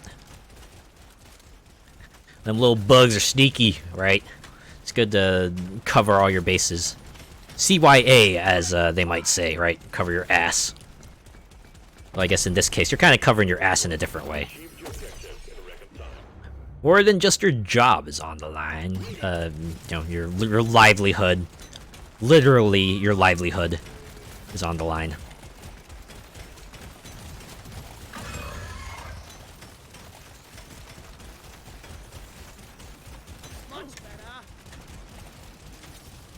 Oh wait, that's an elite already. Okay. I guess that's the other thing with the Engineer, with all the stuff with the fences and turrets being left behind. Eventually, the elite's gonna eat it. So the clock really is set once the elite appears. Really is a case of just like run around and get as much stuff as you can before the elite inadvertently dies and you have to run to the drop pod. Oh, sometimes it's nice to help it along the way. Oop, okay. Small enough swarm I can just loop around, maybe collect the rest of it. Like so. Or maybe not the rest of it, but most of the rest of it. Enough of the rest of it. Their time is up and mine is also almost up. Ah, there we go. This is the one I was looking for. The turrets will now follow you around. They're like miniature drones of a sort, right? And now like little robot buddies that will dutifully defend their operator. They move pretty quickly too, so it's not like you're gonna still leave them behind if you walk far enough. They will keep up. Be sure to spend your gold and nitro before the next stage. Anyways, I got a good amount of golden nitro from that, so I can buy a few upgrades in here. Time to blow this pop stand and get the hell out of here. Alright, definitely getting the legendary. Will lock me out of the epic for Tesla, but that's fine. I always waste my money on cosmetics. Nope. Try again. Dang. Alright. Damage pickup radius, and we'll move on. We've got work to do and quotas to meet. You have your objectives.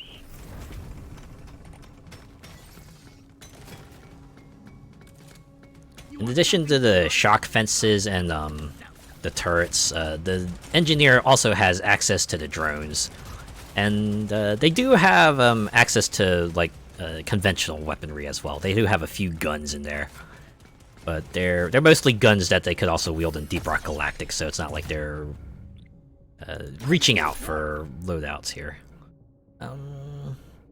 Turrets explode when they are removed. You know what? Let's go with that. Nice thing about overclocks is that if neither of them are doing it for you, you can choose to just like forego the overclock and get yourself like a big upgrade instead. So that's nice. That doesn't happen too often, but it's always nice to have the option. Uh-oh. Okay, this is gonna hurt like the dickens, but I kinda had to do it. In the end, it had to be that way.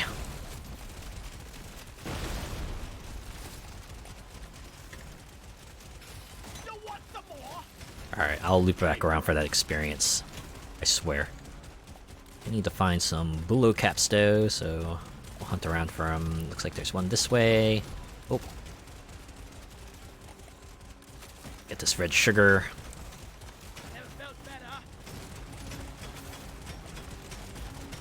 One of the artifacts you can get is, will increase your maximum HP when you collect, like, a red sugar, so you can make yourself a little bit hardier, which is pretty cool.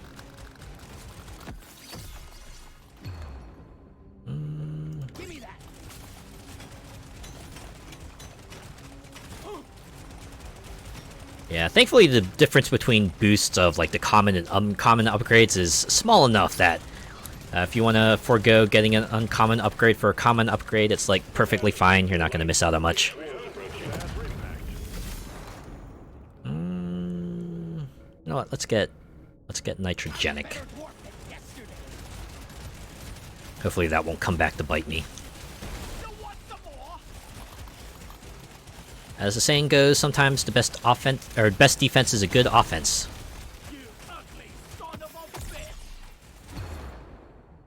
Okay, I might actually go for luck here. I'm only on level 2, so I'll probably see good returns on that. A little higher chance to get more upgrades. Oh, there's a magnet back there. I'll have to keep that in mind. Remember to pick that up before I blow this joint.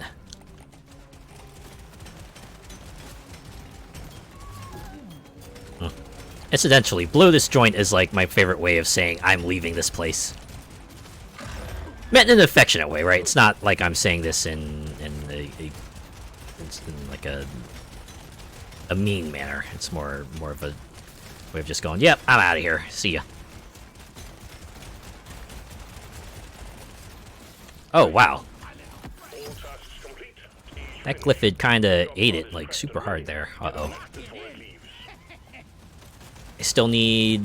I don't think I'm gonna be able to get the 2 Bough caps I need, especially not if I have to dig my way through this. Oh god.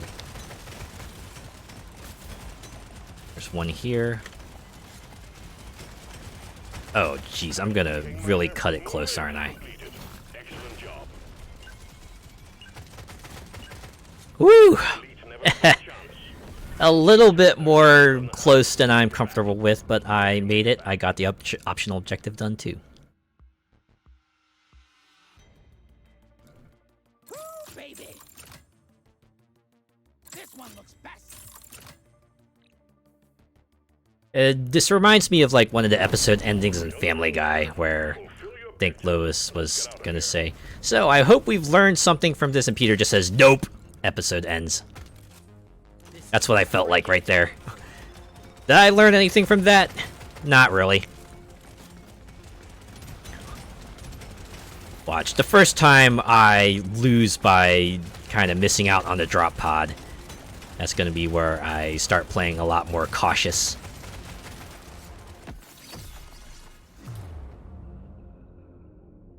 It's calling to me. I think I've seen some people say they wish they had like a little bit more time to reach the drop pod. It's like 30 seconds is I mean, the drop pod does drop close enough that you could get there with a little time to spare, but imagine on higher hazard levels when you got like a swarm coming towards you, depending on where it drops, you might not be as lucky. The scanner just lit up like a Christmas tree. We got a swarm incoming. 30 seconds does definitely feel like you got like barely any time to breathe. Supplies blocked. Get the landing zone cleared. Alright, let's see if I can clear this out before everything comes bearing down on me.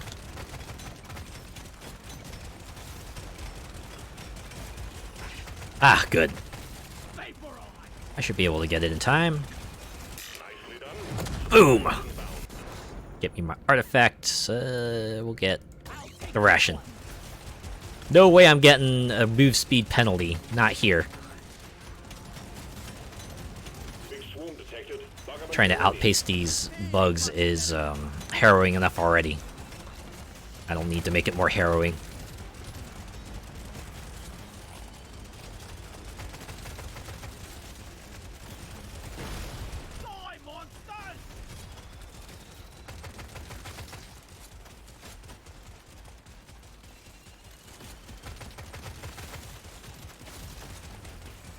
Alright, we'll mine this real quick. Hopefully... Uh-oh. Oh, gotta go.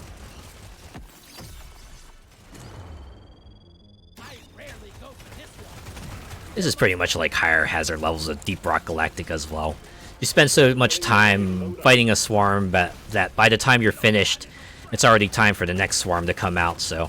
It really is just a race of keeping the bugs at bay while you're desperately trying to keep your objective so that you can just get the heck out of there.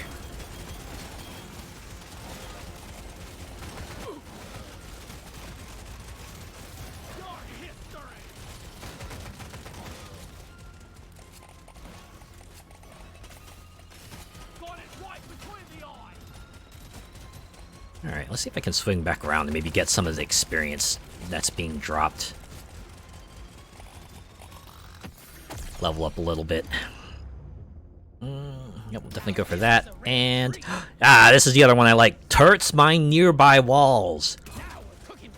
So now I can perhaps concentrate a little bit more on just dodging everything.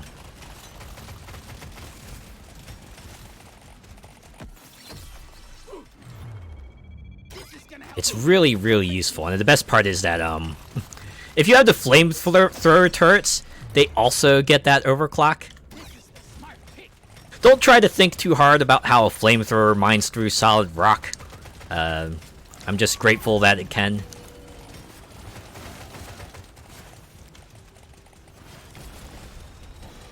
So I think that sort of comedy kind of pervades throughout Deep Rock Galactic. You get weapons that kind of, you know, are powered through questionable methods, shall we say. Like that sludge pump I was using earlier, apparently it was just them kind of trying to make use of, like, you know, the waste materials that would, you know, they would get via various methods and stuff like that.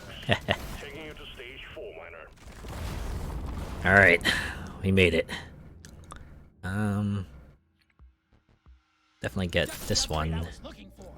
Change damage type to electrical. Maybe we'll go with, like, extra mag size instead.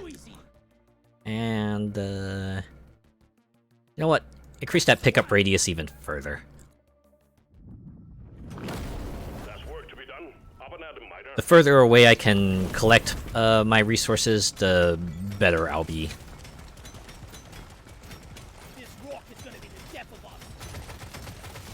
Yeah, a combo of, like, high mining speed and turrets being able to mine walls means I can just, like, dig through the rocks pretty quickly.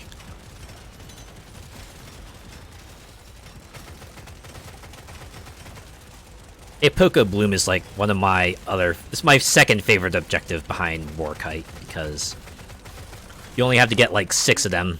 They're a bit more spread out, but... you know, when you only have to run over them to pick them up, it's pretty nice.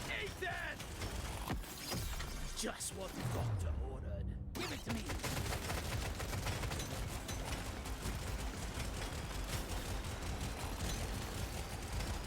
Alright, we'll go through here. The scanner just lit up like a Christmas tree. We got a swarm incoming. Man, why does Mission Control have access to the scanner and I don't? Oh boy. Alright, you go mine that part and fend off the horde while I run. You ugly son of a bitch! This works!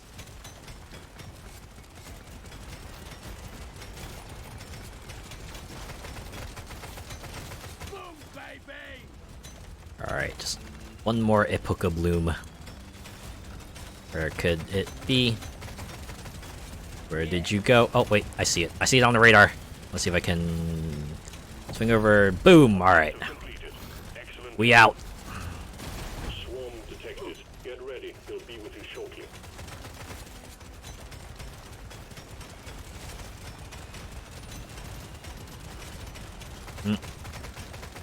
Alright, let's see if I can get this. And I got it! Uh-oh. Right through the middle! Threading the needle! Too bad there's no threading the needle bonus in this game. Landing zone of obstacles. Not that it needs it. Oh, there we go. We're gonna be best of friends. You know, we're at level 4 to dive, and I'm only level 25. That's the other thing about the engineer. If you don't have certain upgrades, oh god. Oh, wait, no, gotta go. Boy, feels more alive. See if I can loop back around and maybe get access to that drop pod site.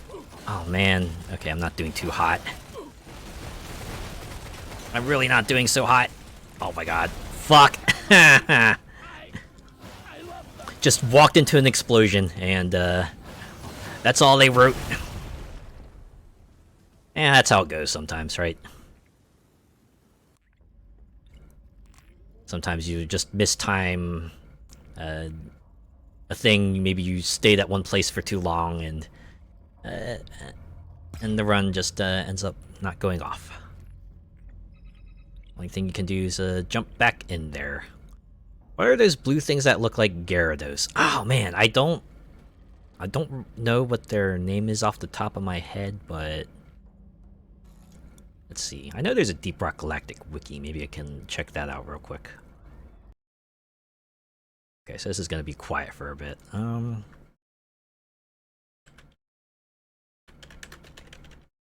They do have a name.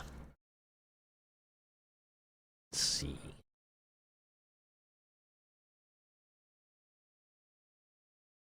Ah, creatures.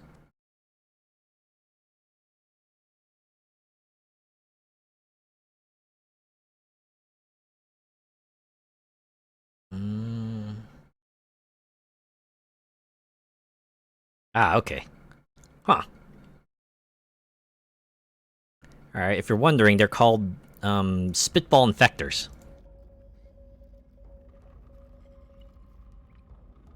But yeah, it's not all bugs. You know, they'll have subterranean creatures and weird plant claw tentacles and things like that. Okay, we'll dial it back even further. We'll go to Hazard 1 and let's give the driller another go, shall we? Time to show 'em why I'm the Foreman. It's Dreadnought time, Miner. Find the damn thing, destroy it. I wonder if they'll have like different like run types for you to go through, right? Like maybe a little later we'll see more than a Dreadnought run. I could imagine them implementing an endless mode at some point where you just like keep on diving until you finally fall to the horde. But I wonder if they'll like put in other mission types as well, because I know the original Deep Rock Galactic has a variety of mission types, right? In addition to Dreadnought clearing, they do have resource collection missions and other missions where you have to perhaps destroy other targets or like guard a really large structure while it does its thing.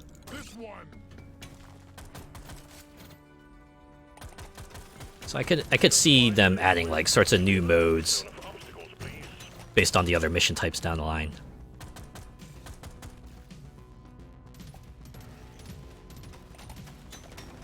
All these plants are very Jason the Wheeled Warriors.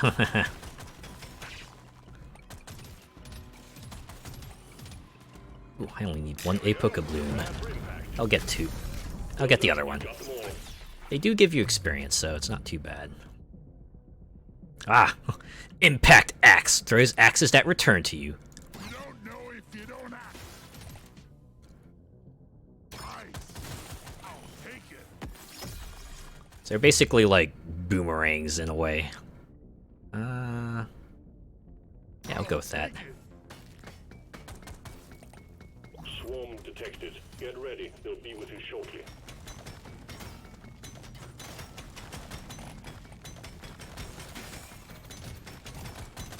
Uh-oh. Gotta go!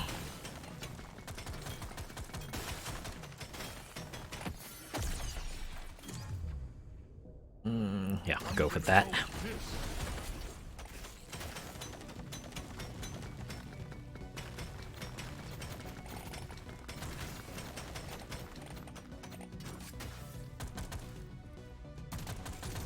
Man, I need more mats. Where can I find more mats?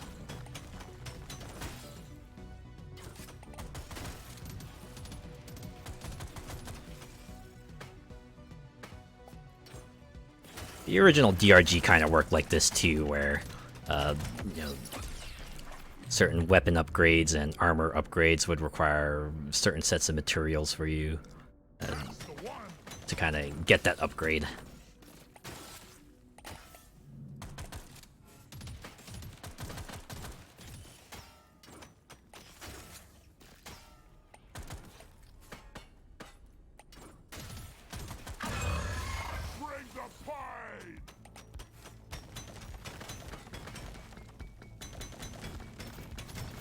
Get that gold. Uh-oh. We might be in trouble here. Just need to go through this way. Alright, cool. We're good, we're good.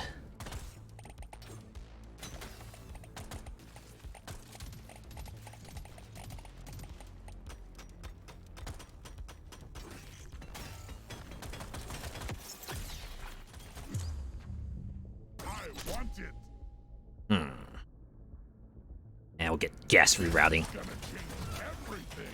Oh. On your feet, dwarf. We are leaving.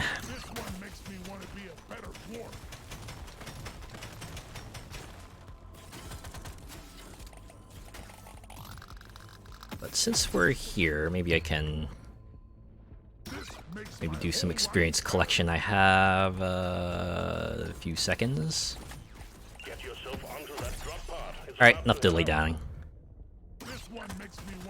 Let's get out of here. Stage 1 completed. Well done. Taking you to stage 2. Sadly, I have to head off and get some supper before settling down for the night. Alright. Hope you have a good meal. Thanks for hanging out. Have a good night. Doesn't hit harder, but looks fancy. Now this is a rare treat. Have a good night and good luck mining. Yeah, thank you, Molecular Shadow Fox. Load up and get going, miner. We have quotas to fulfill.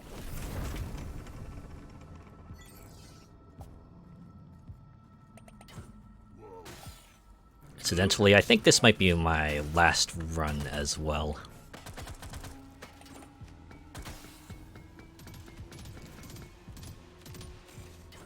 I don't know, maybe it's because I just like played the ever-loving heck out of Vampire Survivors, but this is like one of those games I'm fine with just playing in short bursts.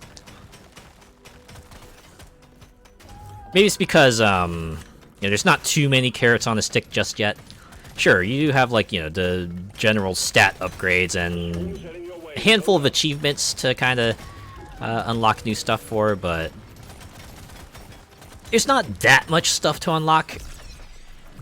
Right, you don't get, like, too many artifacts via the way of achievements, and I guess getting overclocks for your weapons is nice, but this is like one of the things I wish they would.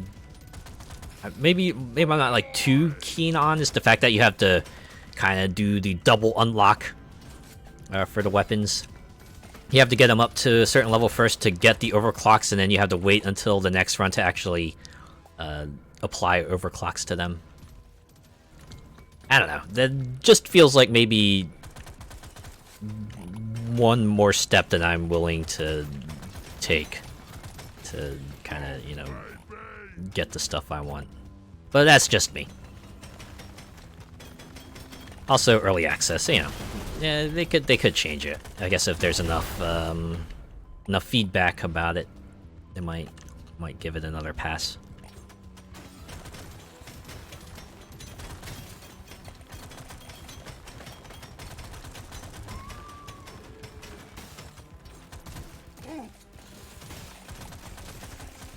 Oh man.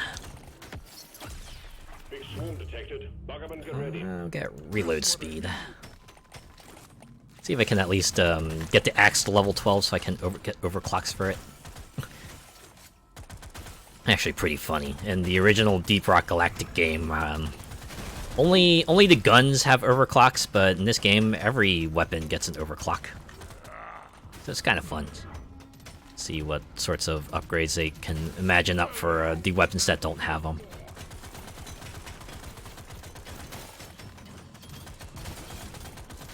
Overclocks in the original Deep Rock Galactic game do work like slightly differently, in so much that you can only equip one of them, and they come in like 3 categories. So they have like 2 of them here.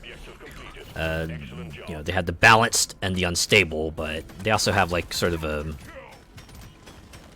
mid-tier in Deep Rock Galactic that's sort of kind of toes the line between you know, just a general boost and big massive changes to the weapon like they do.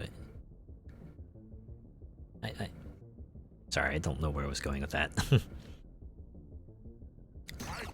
I mean, for the most part, the overclocks are pretty faithful to their implementation in the original DRG, so that's like pretty cool. Should I go for here? I guess since I have like all kinetic weapons, maybe I'll just get the grenade. Do a little AoE. Everyone likes a good AoE damage. Especially useful here because, you know, just being able to take out a ton of enemies at once. It's just handy.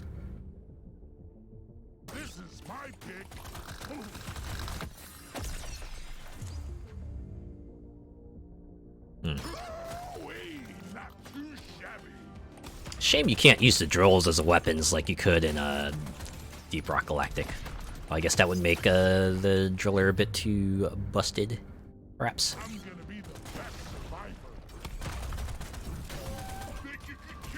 Well done. Objective completed. Alright, Drop pod has we out. Get there now. It will leave without We have you. an unexplored corner at the bottom, but I guess that will just have to remain unexplored. Yep, we'll get that. Going in! Stage 2 completed. Taking you to stage 3. Well done. Yeah, the driller might actually end up being my favorite character in this game because you can just like get so many resources, right? Starting like digging through stuff is a major part of this game. A character who can dig through things efficiently is pretty good. Pretty good out of the gate too. Because, you know, the engineer can become like pretty good at digging, but you just have to hope you get the right overclocks for your turrets.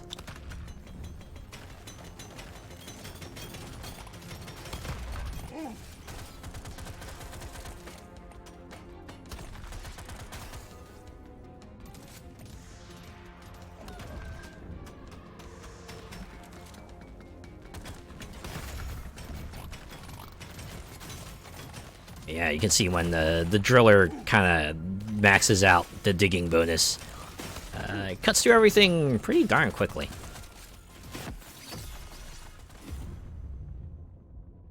gonna be the best survivor. Big swarm detected. Buggerman, get ready. Exemplary work. You've achieved your objective. 30 gold! Oh, gotta go this way. Can't drop supplies for you yet. Prep the landing zone for impact.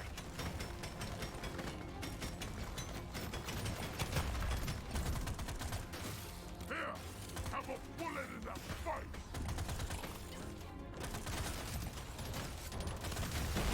Trying to get close to the explodey enemies.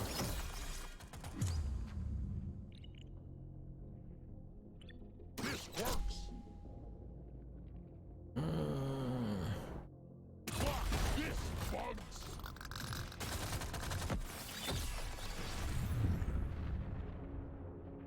Yeah, let's go with damage.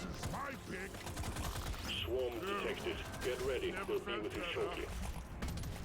Alright, I think... Yep, we're just good to call it in right away. Don't have to worry about clearing debris. Thankfully, the vines don't count as debris. Ooh, this is actually useful for the driller. Small chance to get gold when mining any kind of rock. And considering how fast a driller can mine through rocks, that's just useful. Alright, there we go. Axe is level 12, so now we can get unclocks for it starting... overclocks for it starting next run. Good stuff. Sure. Why not? Oh, there we go. I see a big mineral deposit down below. Let me at it.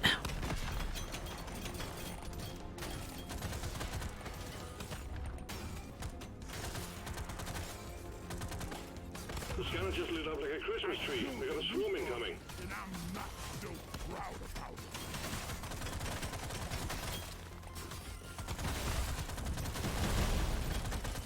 Oh man. Wait, is that a gold loot bug?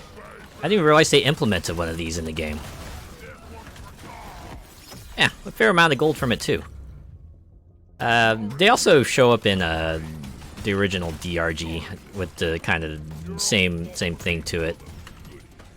Shoot it, and then just gold just spews everywhere, and you can pick it up. Ooh. So another thing from DRG is that, unlike this game where you can just like carry all the stuff on you, the original game does have like a kind of limit to how many mineral of each type of mineral you can carry.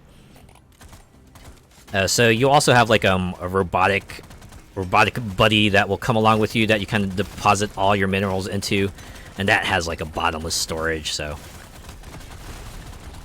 it's not like you're getting boned out of that, but it does make for an interesting cycle of, you know, get to the point to mine some stuff, and then once you're full up, head back to the robot to kind of drop it all off, and then continue mining later.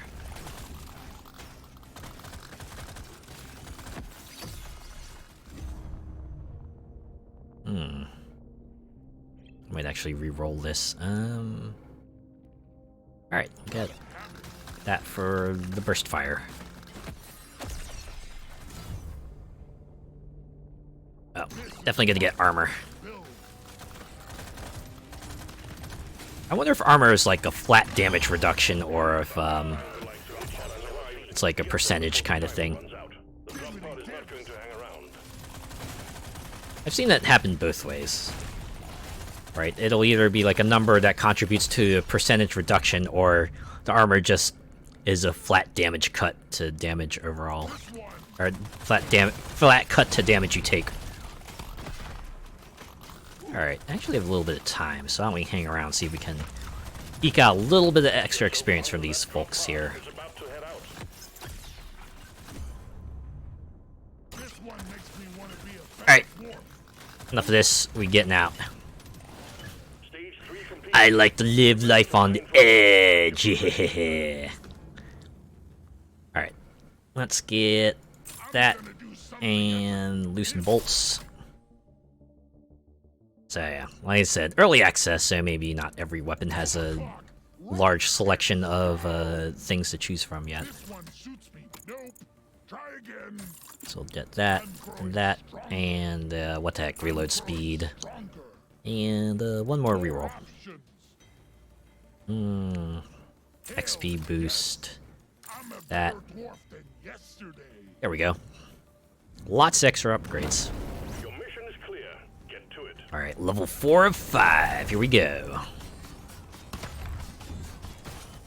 Oh, I'm never getting used to this smell.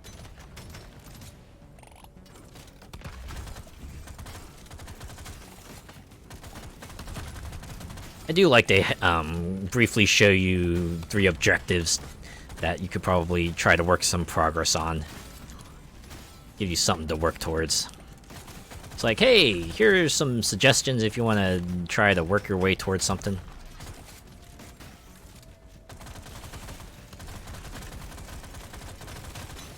I got it in the mouth.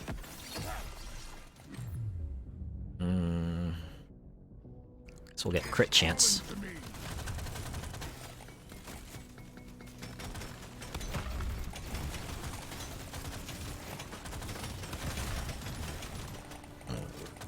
The swarm is heading your way. Load up.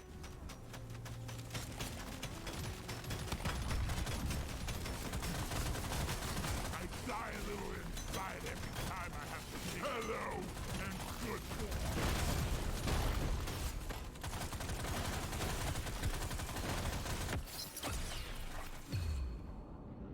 Oh man, come on, give me weapon levels. For the weapons I have not gotten over all the overclocks for yet. Alright, I guess we'll get gun to level 19. Just what Some magnet up there. Hopefully I'll have enough time to swing back around and pick it up.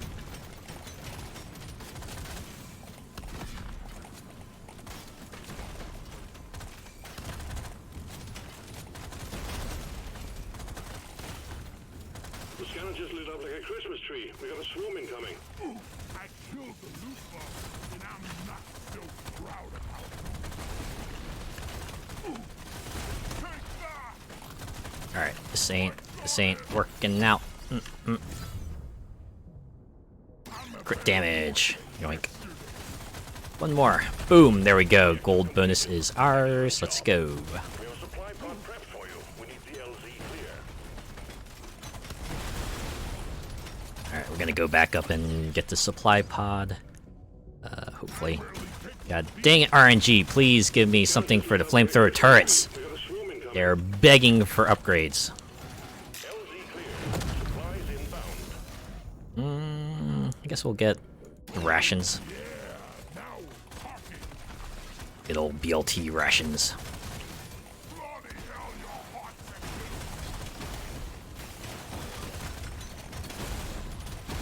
You ugly son of a bitch. Finally. The upgrade I was looking for. It really was, and Driller, it really was.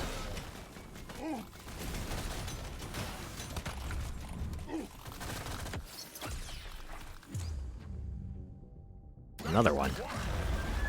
Should I just go for this magnet? Maybe I should just get it now. On the off chance I don't come back to it.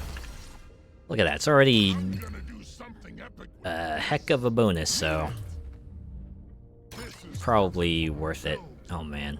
And I'm gonna have to come back to this once the other level ups happen. Yep. please. I wish you could re-roll overclocks. I wish you could re-roll overclocks. Even if they make them cost nitra, it would be welcome. But I guess we'll get Overclock. additional beam for that. Type of clock.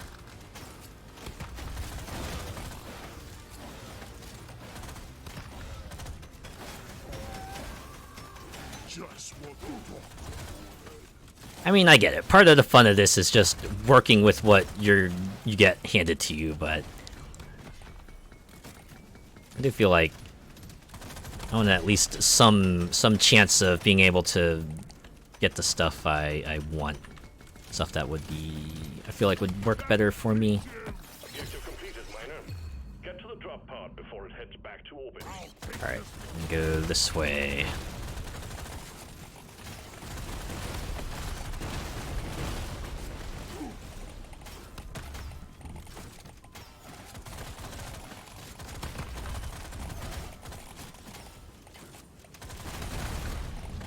The drop drop pod is about to leave. Get your ass It's a little longer.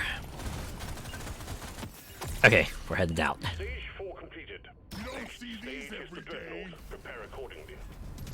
One more, and it's the dreadnought stage. But let's see what we can get here. Crit chance, I guess it can get move speed. And, we'll reroll. For me here. Let's try again. Oh, legendary upgrade. Yeah, sure. We'll get another beam for the flamethrower. Guess. Okay. That. Alright. That's it. That's it for upgrades. The dreadnought will emerge when you destroy the Huh. cocoons. And watch out for elites. Keep your cool. You will make it out just fine. Did I see that right? The driller kind of walked out of the top of the drop pod. Ah, well. It's just a visual quirk, so a little bit of fun laughs there. Hee hee hee.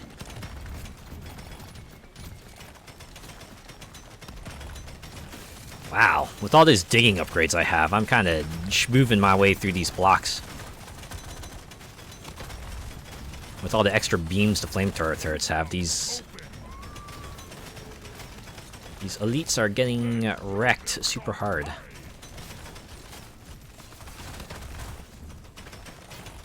I'm like almost surprised that the extra beams upgrade doesn't come with like a damage reduction. To at least just mitigate, right, the amount of extra DPS you get from just having a whole extra beam. Unless there's like some sort of like hidden damage beam division mechanic I'm not aware of, but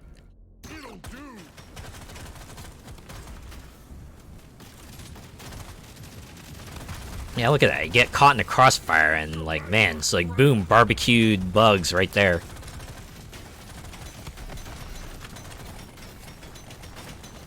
You know, I've never, like, eaten a bug, personally. I don't know. It might be, like, one of those things where I might try it out once. Like, I don't know. Like, give me something like I guess a roasted ant or a chocolate-covered bug. As long as, like, you know, properly processed and doesn't carry the risk of me getting sick. I might be okay with that.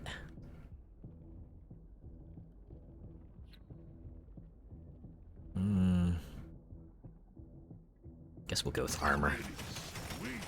I only have so many rerolls available. Should be conservative with them.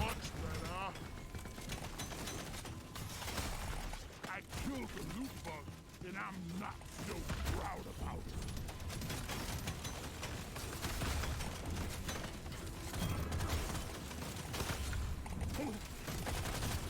Oh yeah, I took care of all the elites, so guess it's just about exploring this place and extracting all the minerals I can before the inevitable fight, the inevitable conclusion. Hopefully it will end with me walking out of this place one last time. Oh, that's not a place to go through. Alright. Or at least it's difficult enough to go through that. I might as well just go around.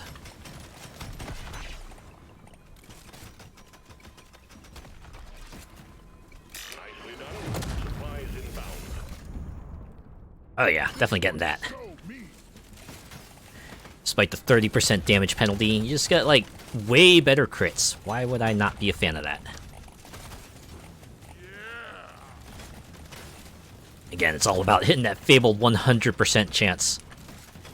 Even if you don't hit it, the DPS boost you get for having, like, say, 90 even, or 80 even, it's pretty darn good.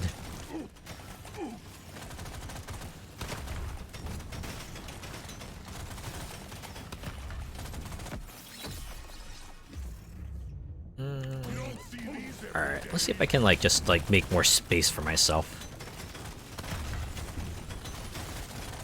I don't need too much, but always nice to have a little breathing room, right?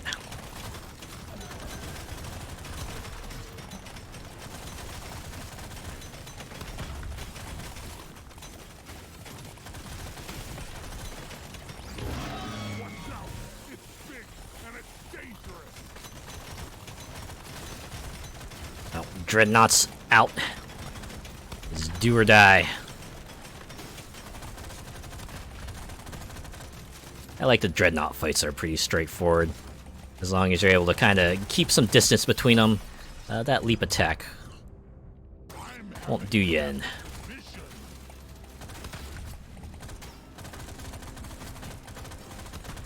It's when they manage to leap over you that things start getting hairy. Huh, that one dropped relatively close. Well, why don't we take advantage of that and just get the heck out of here with 24 seconds to spare. I think that's like one of the fastest times I've ever gotten to a pod. Hey, look at that. Overclocks for the impact axe unlocked. Another dive done. Granted, it was on hazard level 1, but you know, a win's a win, as I like to say.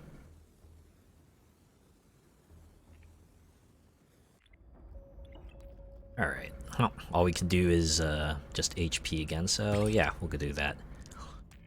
And all right. In any case, that has been a look at Deep Rock Galactic Survivor. I think they're off to a pretty good start here, right? They managed to translate a lot of stuff from DRG over to Horde Survival Mode and make it stand out from you know, other games in the genre, right? You got the mining, you got the swarms of bugs, you got the dwarves, you got your variety of weapons from the main game, and all the witty one-liners you would expect from this motley crew here. So, yeah, I'm excited to see what else they put in here. Let's probably see more areas, more weapons, more artifacts, maybe more modes. Yeah, I'll keep a look at this, and maybe after a few updates, I'll return and check out the new stuff. But for now, I think I will call it here. Yeah, this will be a little shorter stream today. But thanks to everyone who came by and checked me out, stayed and chatted, or even if you watched, right? I appreciate each and every one of you. I'll be back on Wednesday, and I'll continue Grid 2019. At least get through the Fernando Alonso events there and see what that's all about. I assume it's just going to be a lot of F1. It's just going to be a lot of F1 style racing on regulation and city tracks. But you know what? Any reason to just spend a little bit more time with Grid 2019 is good enough for me. Alright. Let's look for someone to raid. But first, should probably look for some music to play in the background.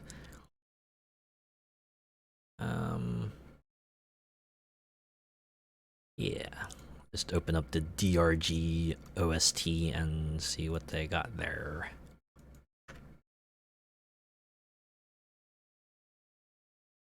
And I might have to adjust the volume too.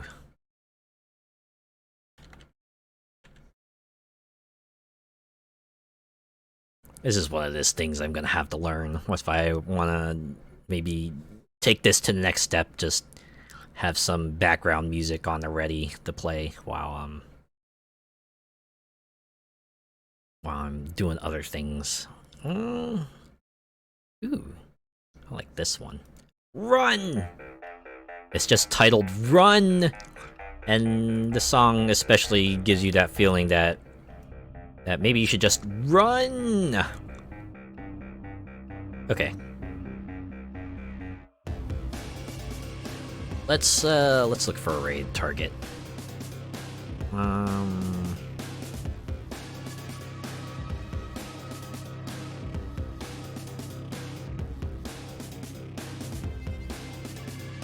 Who should I raid into today, this afternoon?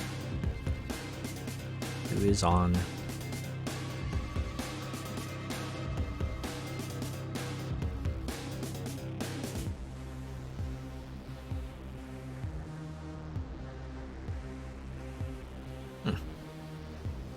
Seeing a handful of Genshin Impact streams. If I remember correctly, one of their limited time events is ending soon, so maybe people are just getting their last minute completions in.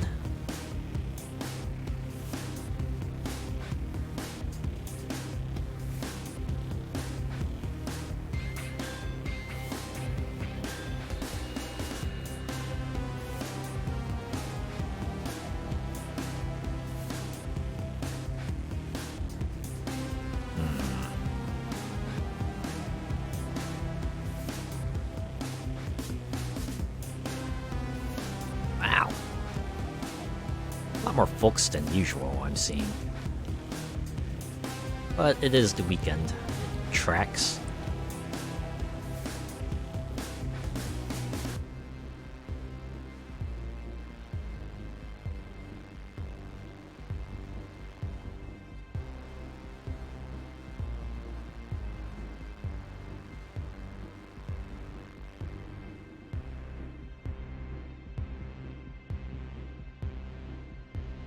Oh, one person's playing Pokemon Unite.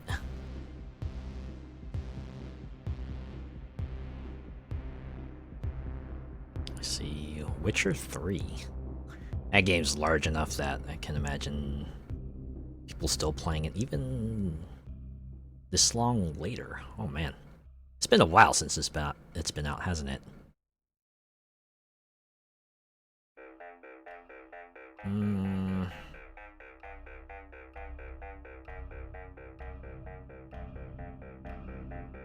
Alright, I should probably...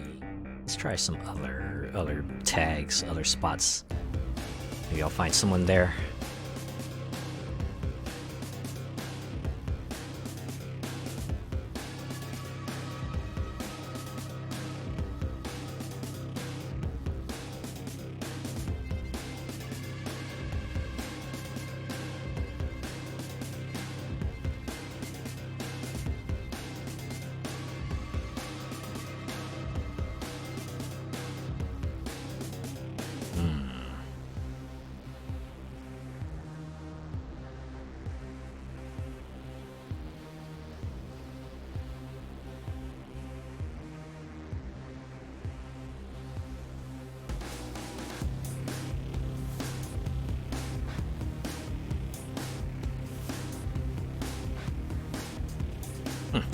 Still Power World stream here and there, but definitely not as many as there were at the peak. But yeah, it's an early access, so imagine they'll come and go in waves. As we see more updates, we'll see people come back to it and check it out some more.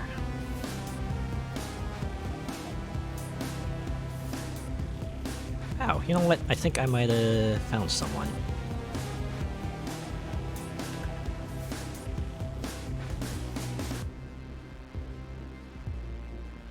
Let's see if they have raids open. Oh, I should probably turn off mine as well. Halt raids for a moment. Alright, let's see if this goes through. Alright, cool. Mocha Lapin is playing Dragon's Dogma Dark Arisen. Apparently this is their first attempt at the game. I remember playing that game a while back. I think I got like a little ways into it and then stopped for some reason. I don't know why. The game's like right up my alley, and I know it has like a fashion end game as well, so I have it on PC. Maybe I'll get into it, really get into it one of these days. But for now, this one's gonna be easy. This was an easy raid message, and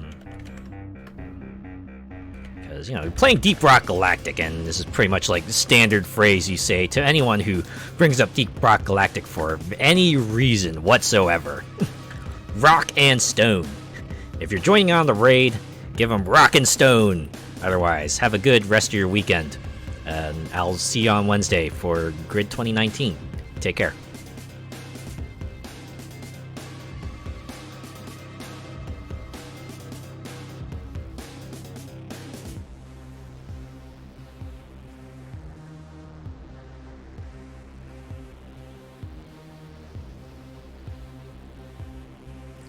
A side note, I'm really glad I didn't do like any mic shenanigans this time around. Whew.